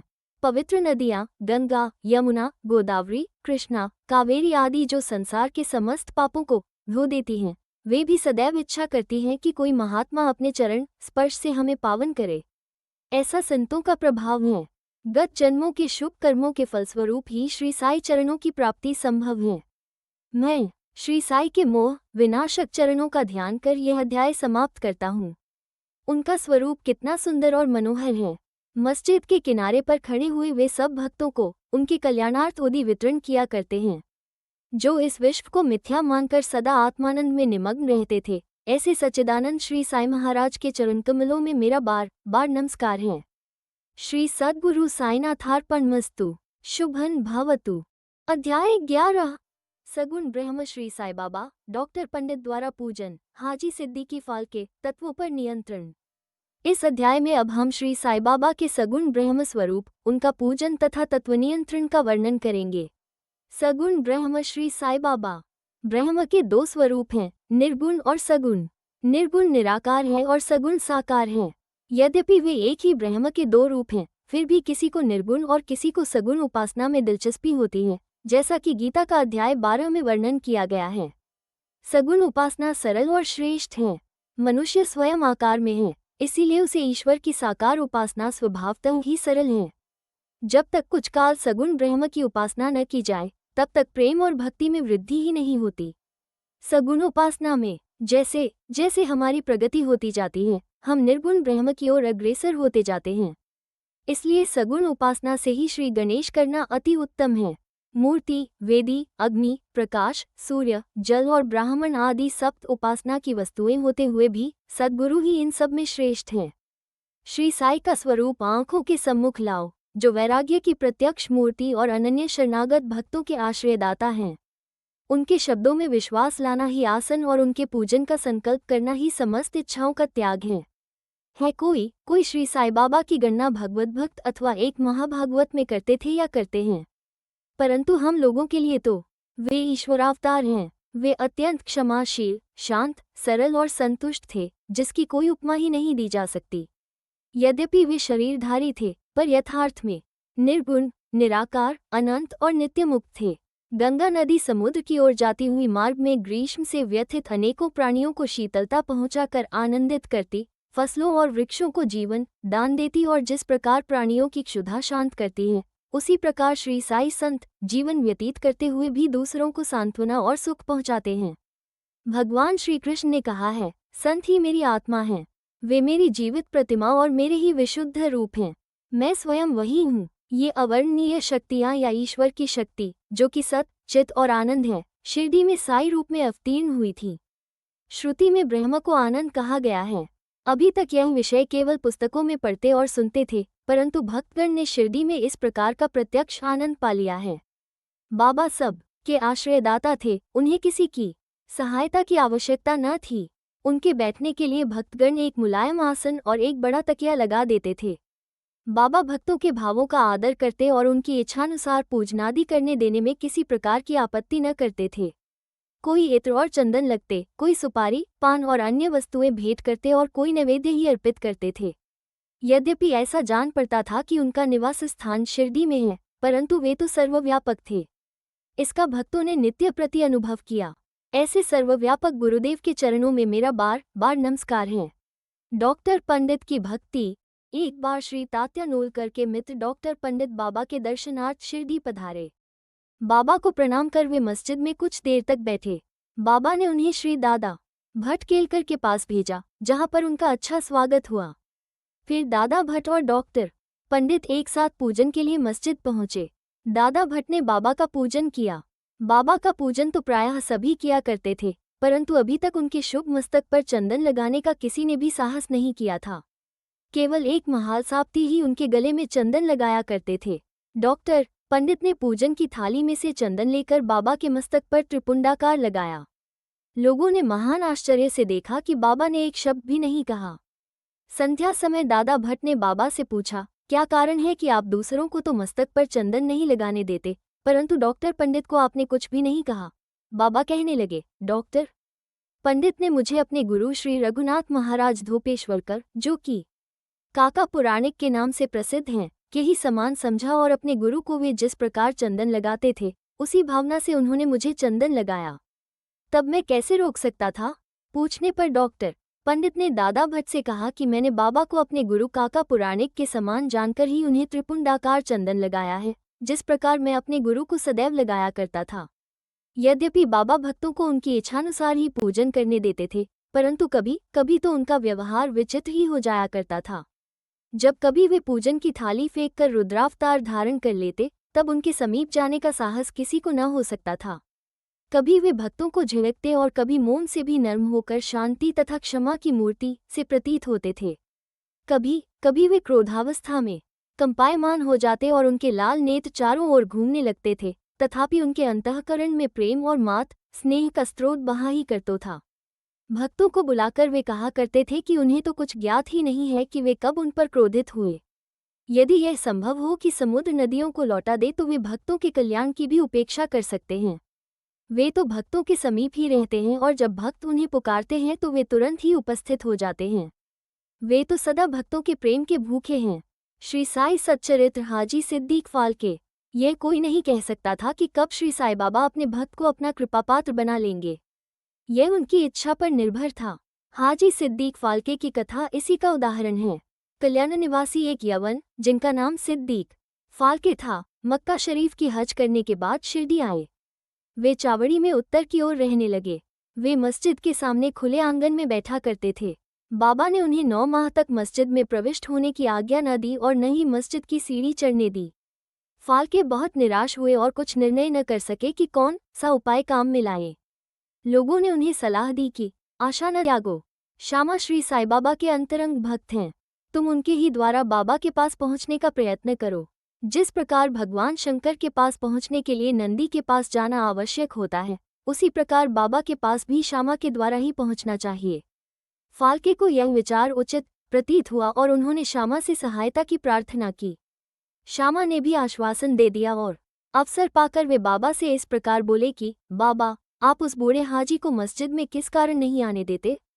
अनेक भक्त स्वेच्छापूर्वक आपके दर्शन को आया जाया करते हैं, कम से कम एक बार तो उसे आशीष दे दो। बाबा बोले, श्यामा, तुम अभी नादान हो, यदि फकीर नहीं आने देता है तो मैं क्या करूं? उनकी कृपा के बिना कोई भी मस्जिद की सीढ़ियां नहीं चढ़ सकता। अच्छा, तुम उससे पूछाओ कि क्या वह 12वीं कुएं की निचली पगडंडी पर आने को सहमत है। श्यामा स्वीकारात्मक उत्तर लेकर पहुंचे। फिर बाबा ने पुनः श्यामा से कहा कि उससे फिर पूछो कि क्या वो मुझे 4 किश्तों में 40,000 रुपये देने को तैयार है। फिर श्यामा उत्तर लेकर लौटे कि आप कहें तो मैं 40 लाख रुपये देने को तैयार हूँ। मैं मस्जिद में एक बकरा हलाल करने वाला हूँ, उससे पूछो कि उसे क्या रुचिकर होगा, बकरे का मांस, नाद या अंडकोश। श्यामा यह उत्तर लेकर लौटे कि यदि बाबा के भोजन पात्र में से एक ग्रास भी मिल जाए तो हाजी अपने सौभाग्यशाली समझेगा। यह उत्तर पाकर बाबा उत्तेजित हो गए और उन्होंने अपने हाथ से मिट्टी का बर्तन उठाकर फेंक दी और अपनी कफनी उठाए हुए सीधे हाजी के पास पहुंचे। वे उनसे कहने लगे कि व्यर्थ ही नमाज क्यों पढ़ते हो, अपनी श्रेष्ठता का प्रदर्शन क्यों करते हो? यह वृद्धा हाजियों की समान वेशभूषा तुमने क्यों धारण की है? क्या तुम कुरान शरीफ का इसी प्रकार पठन करते हो? तुम्हें अपने मक्का हज का अभिमान हो गया है, परंतु तुम मुझसे अनभिज्ञ हो। इस प्रकार डांट सुनकर हाजी घबरा गया। बाबा मस्जिद को लौट आए और कुछ आमों की टोकरियां खरीदकर हाजी के पास भेज दी। वे स्वयं भी हाजी के पास गए और अपने पास से 55 रुपये निकालकर हाजी को दिए। इसके बाद से ही बाबा हाजी से प्रेम करने लगे तथा अपने साथ भोजन करने को बुलाने लगे। अब हाजी भी अपनी इच्छानुसार मस्जिद में आने जाने लगे। कभी कभी बाबा उन्हें कुछ रुपये भी भेंट में दे दिया करते थे। इस प्रकार हाजी बाबा के दरबार में सम्मिलित हो गए। बाबा का तत्वों पर नियंत्रण। बाबा के तत्व नियंत्रण की 2 घटनाओं के उल्लेख के साथ ही यह अध्याय समाप्त हो जाएगा। एक बार संध्या समय शिरडी में भयानक झंझावात आया। आकाश में घने और काले बादल छाए हुए थे। पवन झकोर रहा था, बादल गरज रहे थे और बिजली चमक रही थी। मूसलधार वर्षा प्रारंभ हो गई। जहां देखो वहां जल ही जल दृष्टिगोचर होने लगा। सब पशु पक्षी और शिरडीवासी अधिक भयभीत होकर मस्जिद में एकत्रित हुए। शिरडी में देवियां तो अनेकों हैं, परंतु उस दिन सहायतार्थ कोई न आए। इसलिए सभी ने अपने भगवान साईं से, जो भक्ति के ही भूखे थे, संकट निवारण करने की प्रार्थना की। बाबा को भी दया आ गई और वे बाहर निकल आए।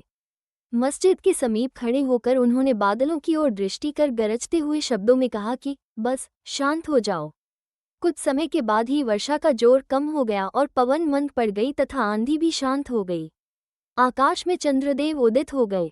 तब सब लोग अति प्रसन्न होकर अपने अपने घर लौट आए। एक अन्य अवसर पर मध्याह्न के समय धूनी की अग्नि इतनी प्रचंड होकर जलने लगी कि उसकी लपटें ऊपर छत तक पहुंचने लगी। मस्जिद में बैठे हुए लोगों की समझ में न आता था कि जल डालकर अग्नि शांत कर दे अथवा कोई अन्य उपाय काम में लावे। बाबा से पूछने का साहस भी कोई नहीं कर पा रहा था। परंतु बाबा शीघ्र परिस्थिति को जान गए। उन्होंने अपना सटका उठाकर सामने के खंभे पर बलपूर्वक प्रहार किया और बोले, नीचे उतरो और शांत हो जाओ। सटके की प्रत्येक ठोकर पर लपटें कम होने लगीं और कुछ मिनटों में ही धुनी शांत और यथापूर्वक हो गई। श्री साईं ईश्वर के अवतार हैं। जो उनके सामने नत होकर उनके शरणागत होगा, उस पर वे अवश्य कृपा करेंगे। जो भक्त इस अध्याय की कथाएं प्रतिदिन श्रद्धा और भक्तिपूर्वक पठन करेगा, उसका दुखों से शीघ्र ही छुटकारा हो जाएगा। केवल इतना ही नहीं, वरन उसे सदैव श्री साईं चरणों का स्मरण बना रहेगा और उसे अल्पकाल में ही ईश्वर दर्शन की प्राप्ति होकर उसकी समस्त इच्छाएं पूर्ण हो जाएंगी और इस प्रकार वो निष्काम बन जाएगा। श्री सद्गुरु साईनाथार्पणमस्तु। शुभं भवतु। अध्याय 12। काका महाजनी धुमाल वकील श्रीमती निमोनकर नासिक के मूले शास्त्री एक डॉक्टर के द्वारा बाबा की लीलाओं का अनुभव। इस अध्याय में बाबा किस प्रकार भक्तों से भेंट करते और कैसा बर्ताव करते थे, इसका वर्णन किया गया है। संतों का कार्य। हम देख चुके हैं कि ईश्वरीय अवतार का ध्येय साधुजनों का परित्राण और दुष्टों का संहार करना है। परंतु संतों का कार्य तो सर्वथा भिन्न ही है। संतों के लिए साधु और दुष्ट प्राय एक समान ही हैं। यथार्थ में उन्हें दुष्कर्म करने वालों की प्रथम चिंता होती है और वे उन्हें उचित पथ पर लगा देते हैं। वे भवसागर के कष्टों को सोखने के लिए अगस्त्य के सदृश हैं और अज्ञान तथा अंधकार का नाश करने के लिए सूर्य के समान हैं। संतों के हृदय में भगवान वासुदेव निवास करते हैं। वे उनसे पृथक नहीं हैं। श्री साईं भी उसी कोटि में हैं, जो कि भक्तों के कल्याण के निमित्त ही अवतीर्ण हुए थे। वे ज्ञान ज्योति स्वरूप थे और उनकी दिव्य प्रभा अपूर्व थी। उन्हें समस्त प्राणियों से समान प्रेम था। वे निष्काम तथा नित्य मुक्त थे। उनकी दृष्टि में शत्रु, मित्र, राजा और भिक्षुक सब एक समान थे। पाठकों, अब कृपया उनका यश श्रवण करें। भक्तों के लिए उन्होंने अपना दिव्य गुण समूह पुनर्तः प्रयोग किया और सदैव उनकी सहायता के लिए तत्पर रहे। उनकी इच्छा के बिना कोई भक्त उनके पास पहुंच ही न सकता था। यदि उनके शुभ कर्म उदित नहीं हुए हैं तो उन्हें बाबा की स्मृति भी कभी नहीं आई और न ही उनकी लीलाएं उनके कानों तक पहुंच सकी। तब फिर बाबा के दर्शनों का विचार भी उन्हें कैसे आ सकता था। अनेक व्यक्तियों की श्री साईं बाबा के दर्शन की इच्छा होते हुए भी उन्हें बाबा के महासमाधि लेने तक कोई योग प्राप्त न हो सका। अतः ऐसे व्यक्ति जो दर्शन लाभ से वंचित रहे हैं, यदि वे श्रद्धापूर्वक साईं लीलाओं का श्रवण करेंगे तो उनकी साईं दर्शन की इच्छा बहुत कुछ सीमा तक तृप्त हो जाएगी। भाग्यवश यदि किसी को किसी प्रकार बाबा के दर्शन हो भी गए तो वो वहां अधिक ठहर न सका। इच्छा होते हुए भी केवल बाबा की आज्ञा तक ही वहां रुकना संभव था और आज्ञा होते ही स्थान छोड़ देना आवश्यक हो जाता था। अतः ये सब उनकी शुभ इच्छा पर ही अवलंबित था। काका महाजनी। एक समय काका महाजनी बंबई से शिरडी पहुंचे। उनका विचार एक सप्ताह ठहरने और गोकुल अष्टमी उत्सव में सम्मिलित होने का था। दर्शन करने के बाद बाबा ने उसे पूछा, तुम कब वापस जाओगे? उद्धरण चिन्ह। उन्हें बाबा के इस प्रश्न पर आश्चर्य सा हुआ। उत्तर देना तो आवश्यक ही था, इसलिए उन्होंने कहा, जब बाबा आज्ञा दे। बाबा ने अगले दिन जाने को कहा। बाबा के शब्द कानून थे जिनका पालन करना नितांत आवश्यक था। काका महाजनी ने तुरंत ही प्रस्थान किया। जब वे बंबई में अपने ऑफिस में पहुंचे तो उन्होंने अपने सेठ को अति उत्सुकतापूर्वक प्रतीक्षा करते पाया। मुनीम के अचानक ही अस्वस्थ हो जाने के कारण काका की उपस्थिति अनिवार्य हो गई थी। सेठ ने शिरडी को जो पत्र काका के लिए भेजा था वो बंबई के पते पर उनको वापस लौटा दिया गया। भाव साहेब धूमाल। अब एक विपरीत कथा सुनिए। एक बार भाव साहेब धूमाल एक मुकदमे के संबंध में निफाड़ के न्यायालय को जा रहे थे। मार्ग में वे शिरडी उतरे। उन्होंने बाबा के दर्शन किए और तत्काल ही निफाड़ को प्रस्थान करने लगे, परंतु बाबा की स्वीकृति प्राप्त न हुई। उन्होंने उन्हें शिरडी में एक सप्ताह श्री साई सच्चरित्र और रोक लिया। इसी बीच में निफाड़ के न्यायाधीश उदर पीड़ा से ग्रस्त हो गए। इस कारण उनका मुकदमा किसी अगले दिन के लिए बढ़ाया गया। एक सप्ताह बाद भाव साहेब को लौटने की अनुमति मिली। इस मामले की सुनवाई कई महीनों तक और 4 न्यायाधीशों के पास हुई। फलस्वरूप धूमाल ने मुकदमे में सफलता प्राप्त की और उनका मुवक्किल मामले में बरी हो गया। श्रीमती निमोणकर श्री नाना साहेब निमोणकर, जो निमोण के निवासी और अवैतनिक न्यायाधीश थे, शिरडी में अपनी पत्नी के साथ ठहरे हुए थे। निमोणकर तथा उनकी पत्नी बहुत सा समय बाबा की सेवा और उनकी संगति में व्यतीत किया करते थे। एक बार ऐसा प्रसंग आया कि उनका पुत्र बेलापुर में रोग से पीड़ित हो गया। तब उसकी माता ने वहां जाकर अपने पुत्र और अन्य संबंधियों से मिलने तथा कुछ दिन वहीं व्यतीत करने का निश्चय किया, परंतु श्री नाना साहेब ने दूसरे दिन ही उन्हें लौट आने को कहा। वे असमंजस में पड़ गई कि अब क्या करना चाहिए, परंतु बाबा ने सहायता की। शिरडी से प्रस्थान करने के पूर्व वे बाबा के पास गई। बाबा साठेवाड़ा के समीप नाना साहेब और अन्य लोगों के साथ खड़े हुए थे। उन्होंने जाकर चरणवंदना की और प्रस्थान करने की अनुमति मांगी। बाबा ने उनसे कहा, शीघ्र जाओ, घबराओ नहीं, शांत चित्त से बेलापुर में 4 दिन सुखपूर्वक रहकर सब संबंधियों से मिलो और तब शिरडी आ जाना। बाबा के शब्द कितने सामयिक थे। श्री निमोणकर की आज्ञा बाबा द्वारा रद्द हो गई। नासिक के मूले शास्त्री ज्योतिषी, नासिक के एक कर्मनिष्ठ अग्निहोत्र ब्राह्मण थे जिनका नाम मूले शास्त्री था। इन्होंने 6 शास्त्रों का अध्ययन किया था और ज्योतिष तथा सामुद्रिक शास्त्र में भी पारंगत थे। वे एक बार नागपुर के प्रसिद्ध करोड़पति श्री बापू साहेब बूटी से भेंट करने के बाद अन्य सज्जनों के साथ बाबा के दर्शन करने मस्जिद में गए। बाबा ने फल बेचने वाले से अनेक प्रकार के फल और अन्य पदार्थ खरीदे और मस्जिद में उपस्थित लोगों में उनको वितरित कर दिया। बाबा आम को इतनी चतुराई से चारों ओर से दबा देते थे कि चूसते ही संपूर्ण रस मुंह में आ जाता तथा गुठली और छिलका तुरंत फेंक दिया जा सकता था। बाबा ने केले छीलकर भक्तों में बांट दिए और उनके छिलके अपने लिए रख लिए। हस्तरेखा विशारद होने के नाते मूले शास्त्री ने बाबा के हाथ का परीक्षण करने की प्रार्थना की, परंतु बाबा ने उनकी प्रार्थना पर कोई ध्यान न देकर उन्हें 4 केले दिए। इसके बाद सब लोग वाड़े को लौट आए। अब मूले शास्त्री ने स्नान किया और पवित्र वस्त्र धारण कर अग्निहोत्र आदि में जुट गए। बाबा भी अपने नियमानुसार लेंडी को रवाना हो गए। जाते जाते उन्होंने कहा कि कुछ गेरू लाना, आज भगवा वस्त्र रंगेंगे। बाबा के शब्दों का अभिप्राय किसी की समझ में न आया। कुछ समय के बाद बाबा लौटे। अब मध्याह्न बेला की आरती की तैयारियां प्रारंभ हो गई थीं। बापू साहेब जोग ने मूले से आरती में साथ करने के लिए पूछा। उन्होंने उत्तर दिया कि वे संध्या समय बाबा के दर्शनों को जाएंगे। तब जोग अकेले ही चले गए। बाबा के आसन ग्रहण करते ही भक्त लोगों ने उनकी पूजा की। अब आरती प्रारंभ हो गई। बाबा ने कहा, उस नए ब्राह्मण से कुछ दक्षिणा लाओ। बूटी स्वयं दक्षिणा लेने को गए और उन्होंने बाबा का संदेश मूले शास्त्री को सुनाया। वे बुरी तरह घबरा गए। वे सोचने लगे कि मैं तो एक अग्निहोत्र ब्राह्मण हूँ, फिर मुझे दक्षिणा देना क्या उचित है। माना कि बाबा महान संत हैं, परंतु मैं तो उनका शिष्य नहीं हूँ। फिर भी उन्होंने सोचा कि जब बाबा सरीखे महान संत दक्षिणा मांग रहे हैं और बूटी सरीखे 1 करोड़पति लेने को आए हैं तो वे अवहेलना कैसे कर सकते हैं। इसलिए वे अपने कृत्य को अधूरा ही छोड़कर तुरंत बूटी के साथ मस्जिद को गए। वे अपने को शुद्ध और पवित्र तथा मस्जिद को अपवित्र जानकर कुछ अंतर से खड़े हो गए और दूर से ही हाथ जोड़कर उन्होंने बाबा के ऊपर पुष्प फेंके। एकाएक उन्होंने देखा कि बाबा के आसन पर उनके कैलाशवासी गुरु घोल स्वामी विराजमान हैं। अपने गुरु को वहां देखकर उन्हें महान आश्चर्य हुआ। कहीं ये स्वप्न तो नहीं है? नहीं नहीं, ये स्वप्न नहीं है। मैं पूर्ण जागृत हूँ, परंतु जागृत होते हुए भी मेरे गुरु महाराज यहाँ कैसे आ पहुँचे? कुछ समय तक उनके मुंह से एक भी शब्द न निकला।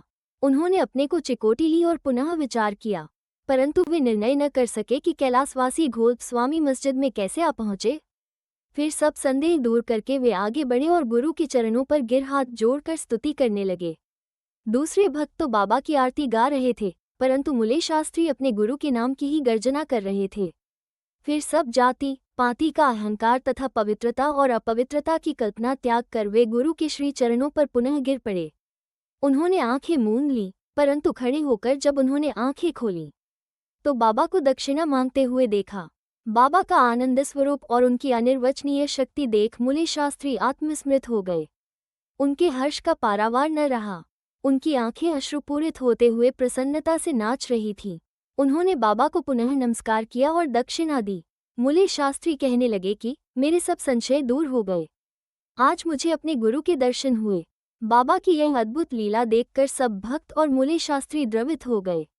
गेरू लाओ, आज भगवा वस्त्र रंगेंगे। बाबा के इन शब्दों का अर्थ अब सबकी समझ में आ गया। ऐसी अद्भुत लीला श्री साईं बाबा की थी।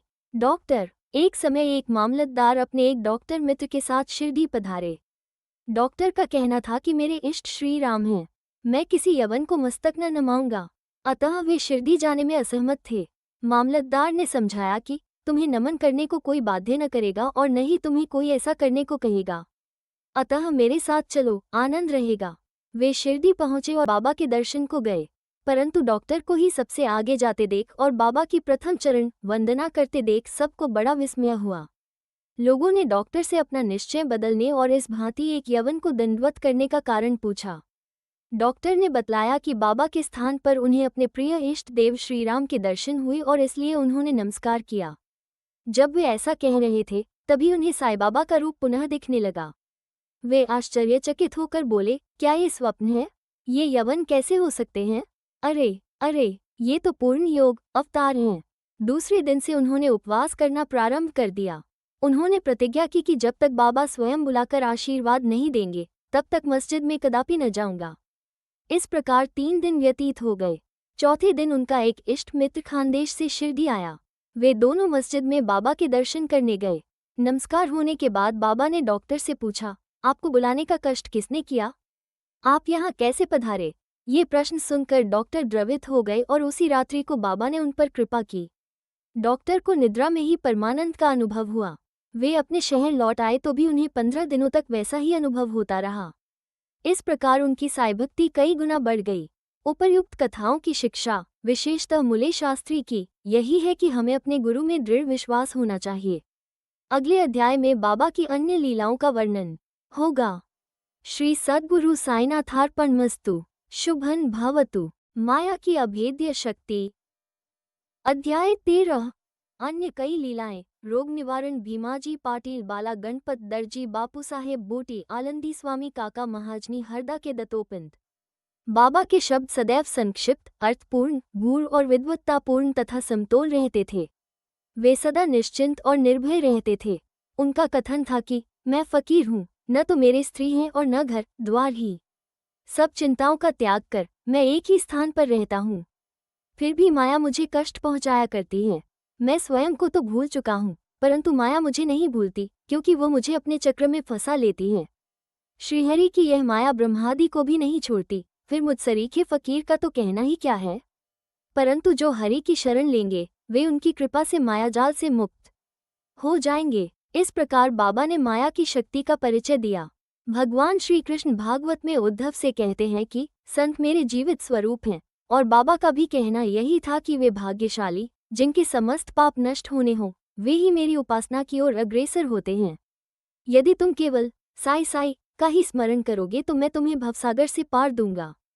इन शब्दों पर विश्वास करो, तुम्हें अवश्य लाभ होगा। मेरी पूजा के निमित्त कोई सामग्री या अष्टांग योग की भी आवश्यकता नहीं है। मैं तो भक्ति में ही निवास करता हूँ। अब आगे देखिए कि अनाश्रितों के आश्रयदाता साई ने भक्तों के कल्याणार्थ क्या क्या दिया। भीमाजी पाटिल। सत्य साई व्रत। नारायण गांव के एक महानुभाव भीमाजी पाटिल को सन 1909 में वक्षस्थल में एक भयंकर रोग हुआ जो आगे चलकर क्षय रोग में परिणत हो गया। उन्होंने अनेक प्रकार की चिकित्सा की, परंतु कुछ लाभ न हुआ। अंत में हताश होकर उन्होंने भगवान से प्रार्थना की, हे नारायण, हे प्रभु, मुझ अनाथ की कुछ सहायता करो।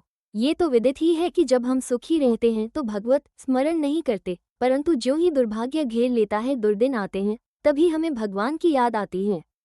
इसीलिए भीमाजी ने भी ईश्वर को पुकारा।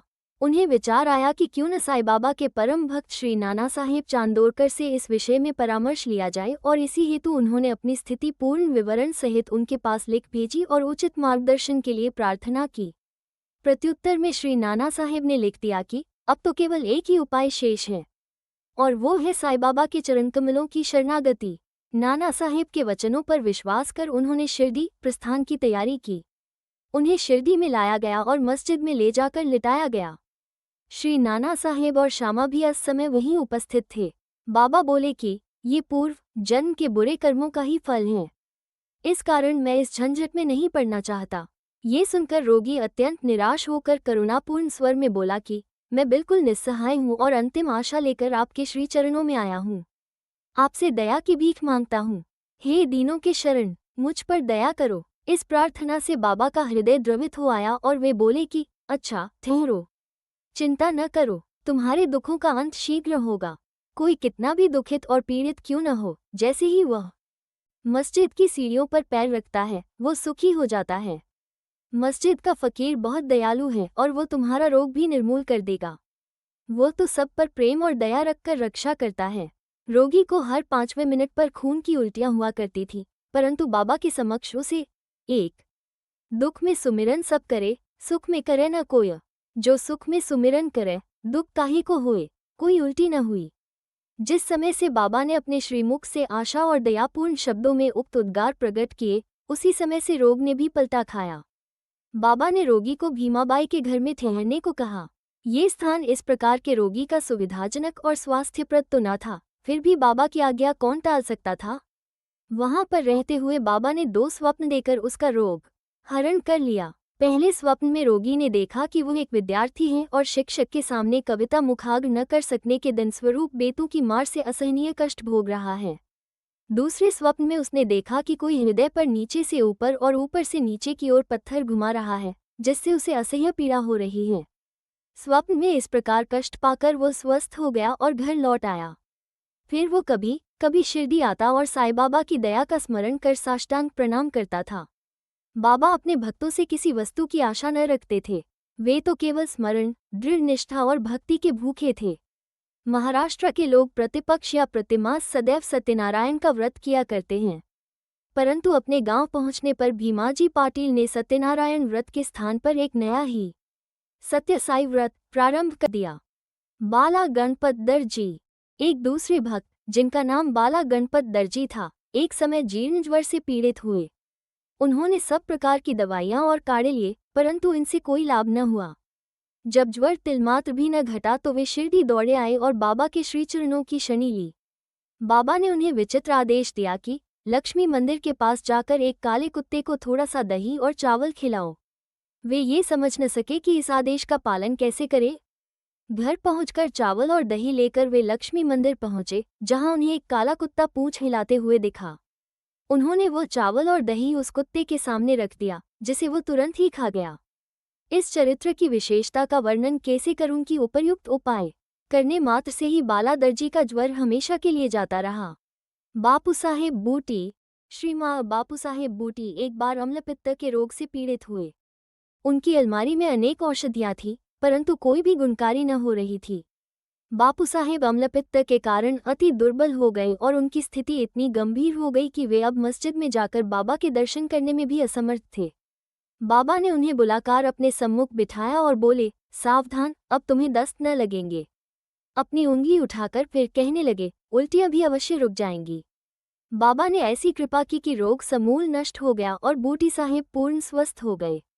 एक अन्य अवसर पर भी वे हैजा से पीड़ित हो गए, फलस्वरूप उनकी प्यास अधिक तीव्र हो गई। डॉक्टर पिल्ले ने हर तरह के उपचार किए, परंतु स्थिति न सुधरी। अंत में वे फिर बाबा के पास पहुंचे और उनसे तृषारोग निवारण की औषधि के लिए प्रार्थना की। उनकी प्रार्थना सुनकर बाबा ने उन्हें मीठे दूध में उबाला हुआ बादाम, अखरोट और पिस्ते का काढ़ा पियो, ये औषधि बतला दी। दूसरा डॉक्टर या हकीम बाबा की बतलाई हुई इस औषधि को प्राणघातक ही समझता, परंतु बाबा की आज्ञा का पालन करने से यह रोगनाशक सिद्ध हुई और आश्चर्य की बात है कि रोग समूल नष्ट हो गया। आलंदी के एक स्वामी बाबा के दर्शनार्थ शिरडी पधारे। उनके कान में असह्य पीड़ा थी, जिसके कारण उन्हें एक पल भी विश्राम करना दुष्कर था। उनकी शल्य चिकित्सा भी हो चुकी थी, फिर भी स्थिति में कोई विशेष परिवर्तन न हुआ था। दर्द भी अधिक था। वे किंकर्तव्य विमूढ़ होकर वापस लौटने के लिए बाबा से अनुमति मांगने गए। ये देखकर श्यामा ने बाबा से प्रार्थना की कि स्वामी के कान में अधिक पीड़ा है, आप इन पर कृपा करो। बाबा आश्वासन देकर बोले, अल्लाह अच्छा करेगा।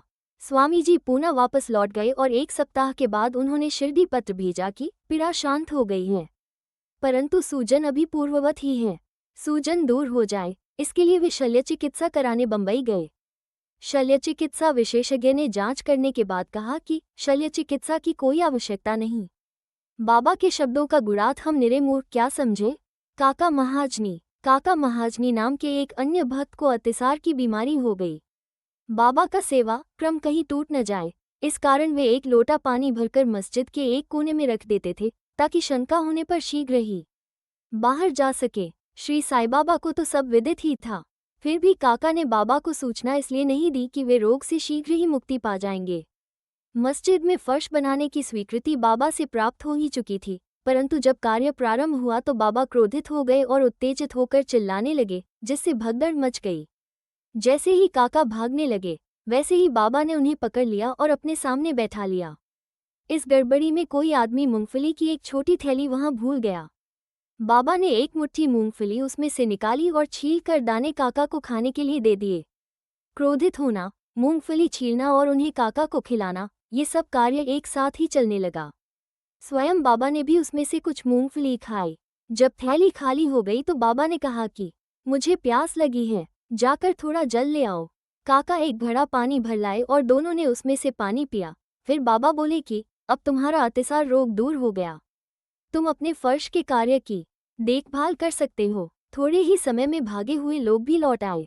कार्य पुनः प्रारंभ हो गया। काका का रोग अब प्रायः दूर हो चुका था, इस कारण वे कार्य में संलग्न हो गए।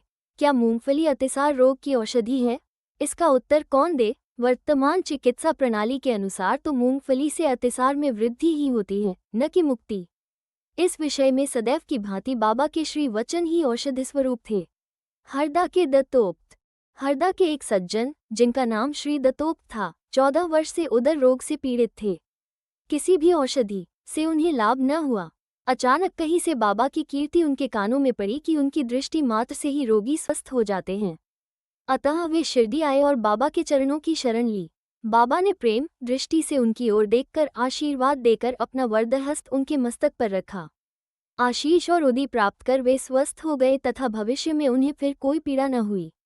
इसी तरह के निम्नलिखित 3 चमत्कार इस अध्याय के अंत में टिप्पणी में दिए गए हैं। माधवराव देशपांडे बवासीर रोग से पीड़ित थे। बाबा की आज्ञानुसार सोनामुखी का काढ़ा सेवन करने से वे निरोग हो गए। 2 वर्ष पश्चात उन्हें पुनः वही पीड़ा उत्पन्न हुई। बाबा से बिना परामर्श लिए वे उसी काढ़े का सेवन करने लगे। परिणाम ये हुआ कि रोग अधिक बढ़ गया, परंतु बाद में बाबा की कृपा से शीघ्र ही ठीक हो गया। काका महाजनी के बड़े भाई गंगाधर पंत को कुछ वर्षों से सदैव उदर में पीड़ा बनी रहती थी। बाबा की कीर्ति सुनकर वे भी शिरडी आए और आरोग्य प्राप्ति के लिए प्रार्थना करने लगे।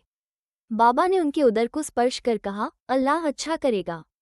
इसके पश्चात तुरंत ही उनकी उदर पीड़ा मिट गई और वे पुनर्तः स्वस्थ हो गए।